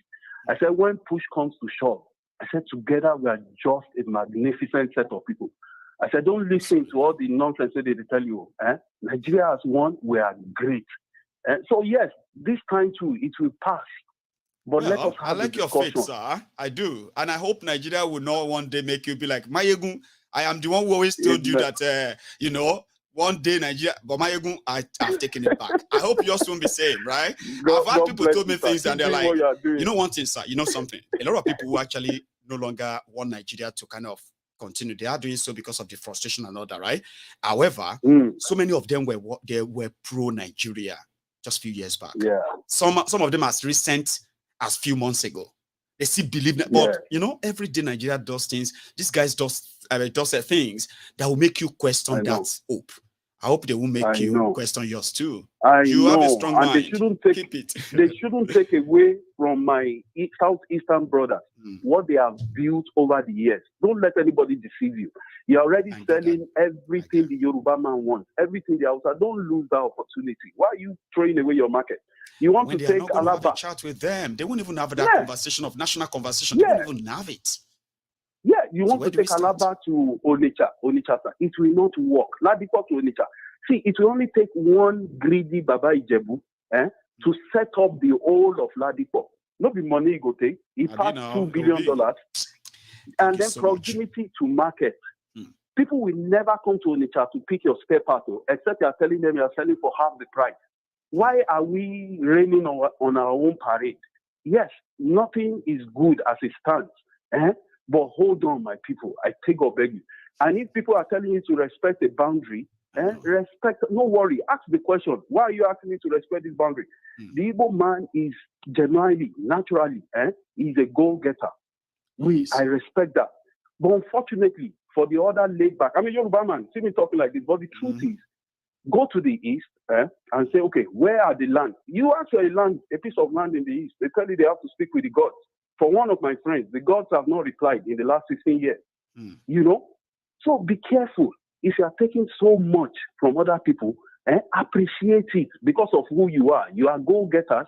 Don't miss that point. Don't allow your political elite to push you out of your own party. You are having fun. You are the most privileged average Nigerian. Stop telling me that you are marginalized. Maybe your political What happened to elites are those who are now marginalized. sending them away? You didn't talk about that. You make it look like No. That's what I'm saying. The conversation got heated. Right. When some people that were laid back, lazy, my own lazy people, we like party pass, even business ideas. All of a sudden, somebody came and said, oh yeah, and we can also, there are a lot of wrong narratives. I'm sure no group of Igbo sat down and said that we are taking over Lagos. But that narrative was pushed out. Fake news is about to kill Nigeria. So some Yoruba people had that fake news and they were like, no, our own land, were they giving us land? So all of these things, all of the fakeness, it will reveal itself. It might take us a year or so.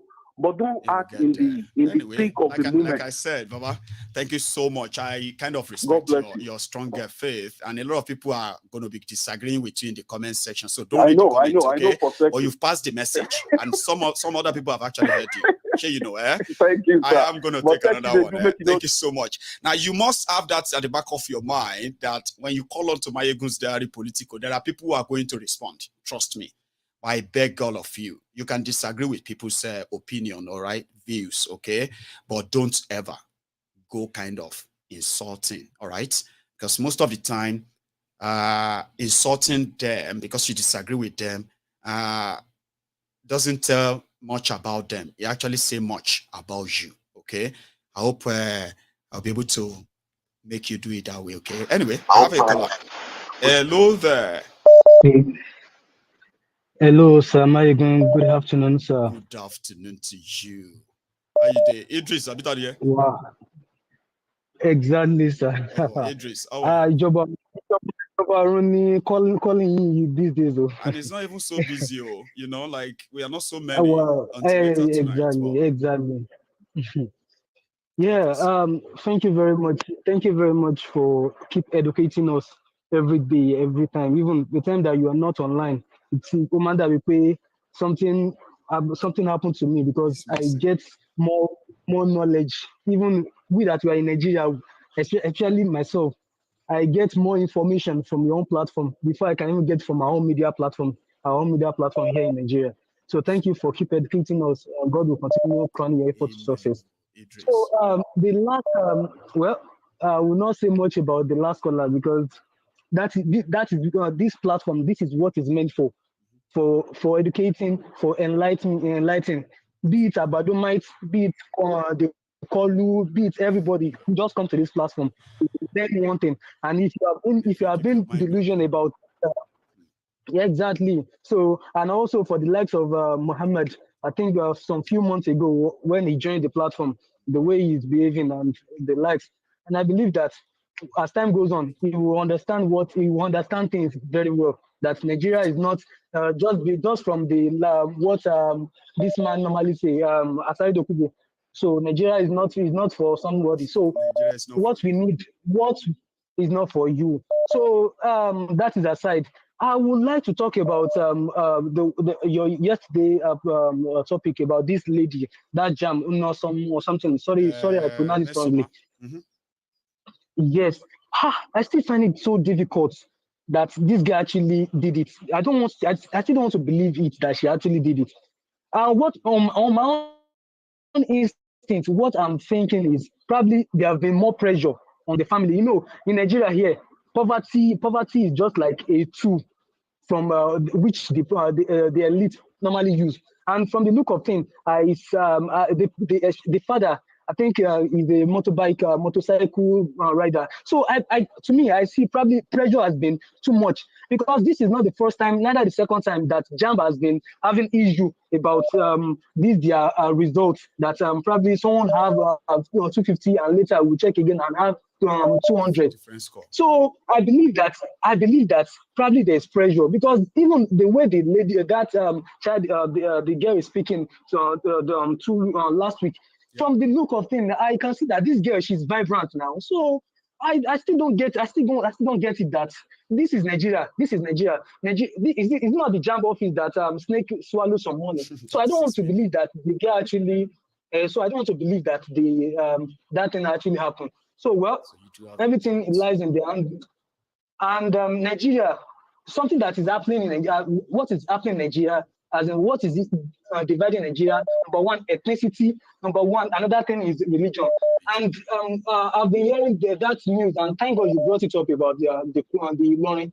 Well, from my own, this is the reason why Nigeria scrapped history from our own, from this thing. Because right from when I was growing up, I learned that Kwara, or let me say Ilorin, is just Yoruba state. So now, why are you now bringing that? Okay, don't bring Isheshe. Okay, from their constitution now, at least constitution, Nigeria constitution says that we can practice the religion. That's right. So why are you now bringing that Isheshe, that you don't do that, that? Please, we should think very well. We should think very well. And another thing I would try to tell the Nigerian government, I will tell the Nigerian government, please release Nnamdi Kanu.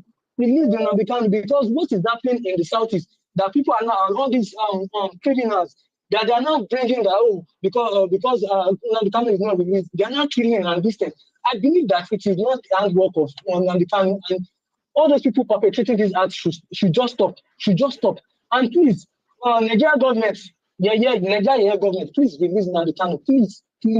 Thank you very much, sir. Thank you so much, Idris, for calling in. I'm going to go get myself ready for tonight. Thank you to every one of you who turned up to be part of this chat this afternoon. It's Sunday sermon, a very, very complicated topic. And I'm glad that I've let it out of my chest. And the rest of you can have the time as well and think about this. Then hopefully, we'll all have the answer. In not a long time. Thank you. I will see all of you later tonight. Tonight, I'm going to make it open court too, okay?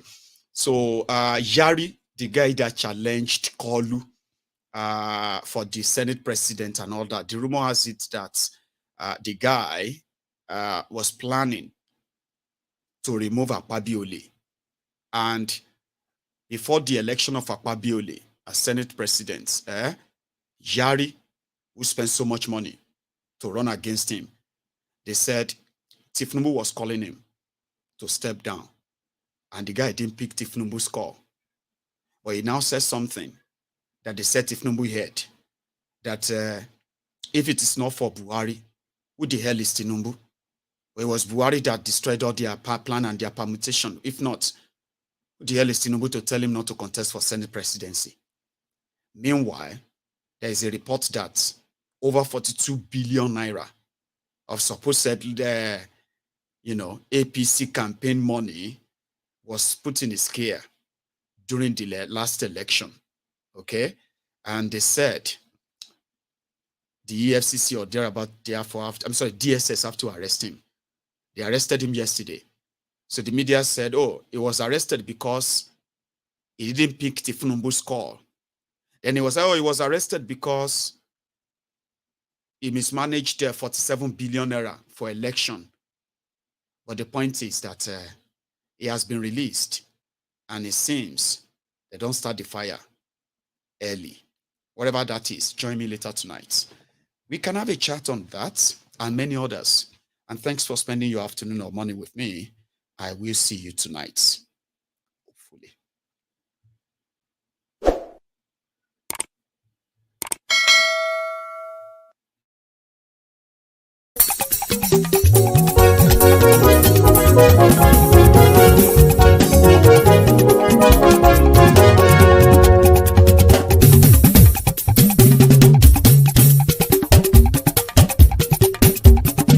Maiyegun làwa mọ̀ làmọ̀ tó dòdòdò. MaiyegunDiary, Maiyegun number one. Maiyegun làwa mọ̀ làmọ̀ tó dòdòdò. MaiyegunDiary, Maiyegun number one. Maiyegun ti dé o, ọ̀rẹ́ ará ìlú. MaiyegunDiary, Maiyegun number one. Lórí Facebook, lórí YouTube. MaiyegunDiary, Maiyegun number one. Gbogbo bó ṣe ń lọ ni Maiyegun já wa sí. MaiyegunDiary, Maiyegun number one. Àṣírí ọ̀jẹ̀lú kì í bò níbẹ̀ o. MaiyegunDiary, Maiyegun number one. Maiyegun máa wí. MaiyegunDiary na ibi number one. Ó sì tún ṣe eré wàá gbọ́ níbẹ̀ o. MaiyegunDiary na ibi number one. MaiyegunDiary diary Politico. MaiyegunDiary na ibi number one. Godfatherism kò sí lọ́rọ̀ Maiyegun. MaiyegunDiary na ibi number one. Ẹ farabalẹ̀ sẹ́ o kẹgọ́rọ̀ lẹ́nu o. MaiyegunDiary na ibi number one. Àní Maiyegun làwa mọ̀ tó dòdòdò. MaiyegunDiary na ibi number one.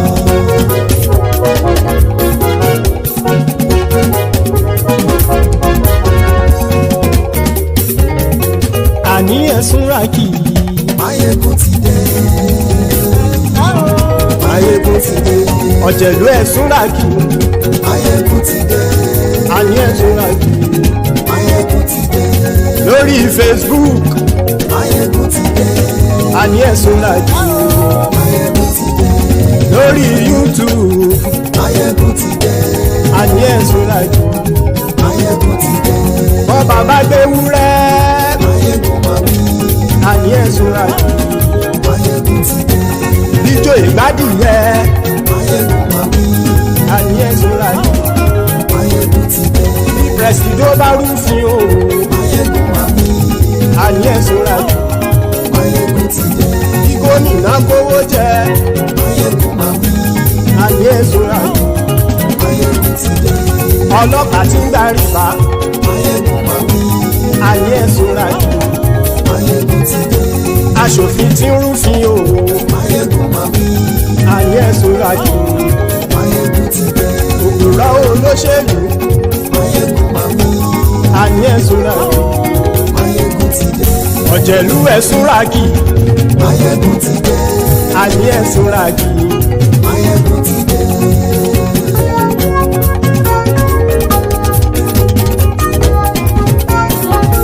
Maiyegun ti dé. Gbogbo ọ̀jẹ̀lú ẹ̀sùn ràkì. Maiyegun ti dé. Gbogbo ọ̀jẹ̀lú ẹ̀sùn ràkì. Ṣùgbọ́n ní bá ti ṣe èyí tó yẹ kí wọ́n ṣe, ọmọ bá dèrò ní fi wọ́n níran o. Maiyegun ti dé. Gbogbo ọ̀jẹ̀lú ẹ̀sùn ràkì. Maiyegun ti dé. Gbogbo ọ̀jẹ̀lú ẹ̀sùn ràkì. Ṣùgbọ́n ní bá ti ṣe èyí tó yẹ kí wọ́n ṣe, ọmọ bá dèrò ní fi wọ́n níran. Wọ́n fowó bẹ́ẹ̀ o. Maiyegun ó sọ pé wọ́n ò fẹ́ bẹ́ẹ̀. Wọ́n fowó bẹ́ẹ̀. Maiyegun ó sọ pé wọ́n ò fẹ́ bẹ́ẹ̀. Oníkan ṣáàtì ṣe èyí tó yẹ kí wọ́n ṣe fáwọn ará ìlú tó gbé wọn débẹ̀ o. Maiyegun ti dé. Gbogbo ọ̀jẹ̀lú ẹ̀sùn ràkì. Maiyegun ti dé. Gbogbo ọ̀jẹ̀lú ẹ̀sùn ràkì. Ṣùgbọ́n ní bá ti ṣe yìí tó yẹ kí wọ́n ṣe, ọmọ bá dẹ́rọ̀ ò ní fi wọ́n níran. Kì máa yí ṣe eré, ọ̀rọ̀ yìí kì í ṣe ẹ̀fẹ̀. Kì máa yí ṣe eré, ọ̀rọ̀ yìí kì í ṣe ẹ̀fẹ̀. Ẹni bá ti lè lẹ́bọ̀ lẹ́rù o, ọmọ bá dèrò kàṣàyè tú wọn síta. Maiyegun ti dé. Gbogbo ọ̀jẹ̀lú ẹ̀sùn ràkì. Maiyegun ti dé. Gbogbo ọ̀jẹ̀lú ẹ̀sùn ràkì. Ṣùgbọ́n ní bá ti ṣe yìí tó yẹ kí wọ́n ṣe, ọmọ bá dẹ́rọ̀ ò ní fi wọ́n níran. Tẹnitẹni ọmọ Maiyegun ọ̀rẹ́ ara ìlú mọ̀mọ́ ni mo fọlọ́hún ṣọ́ ẹ̀ bá kìlẹ́bù. Lóòótọ́ olódodo ìlú ọ̀tá ìlú mọ̀mọ́ ni ìwọ ṣá máa ń ṣọ́ra kò sì mọ́ bẹ̀rù. Bọ́tà ń lè rí bóníṣègùn lé káwọn mọ̀mọ́ fi ṣera wọn ni ó ti dẹrùn tí wọn ò gbọ́dọ̀ sè mọ́bẹ̀. Èèpo ọ̀bọ̀ lọmọ bá dérò tàjẹ́ ò gbọ́dọ̀ jẹ́, ó ti dọba lórí abínú ẹni kò sì mọ́ fòyà. Àìsíwọ́lu ní ẹnìkẹ́ ìgbódì ẹyin lábàrá o, ó kó ẹni tó bá dán o àkàmù. Maiyegun ti dé. Gbogbo ọ̀jẹ̀lú ẹ̀sùn ràkì. Maiyegun ti dé gbogbo ọ̀jẹ̀lú ẹ̀ súnra kì o ẹni bá ti ṣe yìí tó yẹ kí wọ́n ṣe ọmọ bá dèrò òní fi wọ́n níran o. Maiyegun ti dé gbogbo ọ̀jẹ̀lú ẹ̀ súnra kì. Maiyegun ti dé gbogbo ọ̀jẹ̀lú ẹ̀ súnra kì. Ṣùgbọ́n ní bá ti ṣe yìí tó yẹ kí wọ́n ṣe ọmọ bá dèrò òní fi wọ́n níran.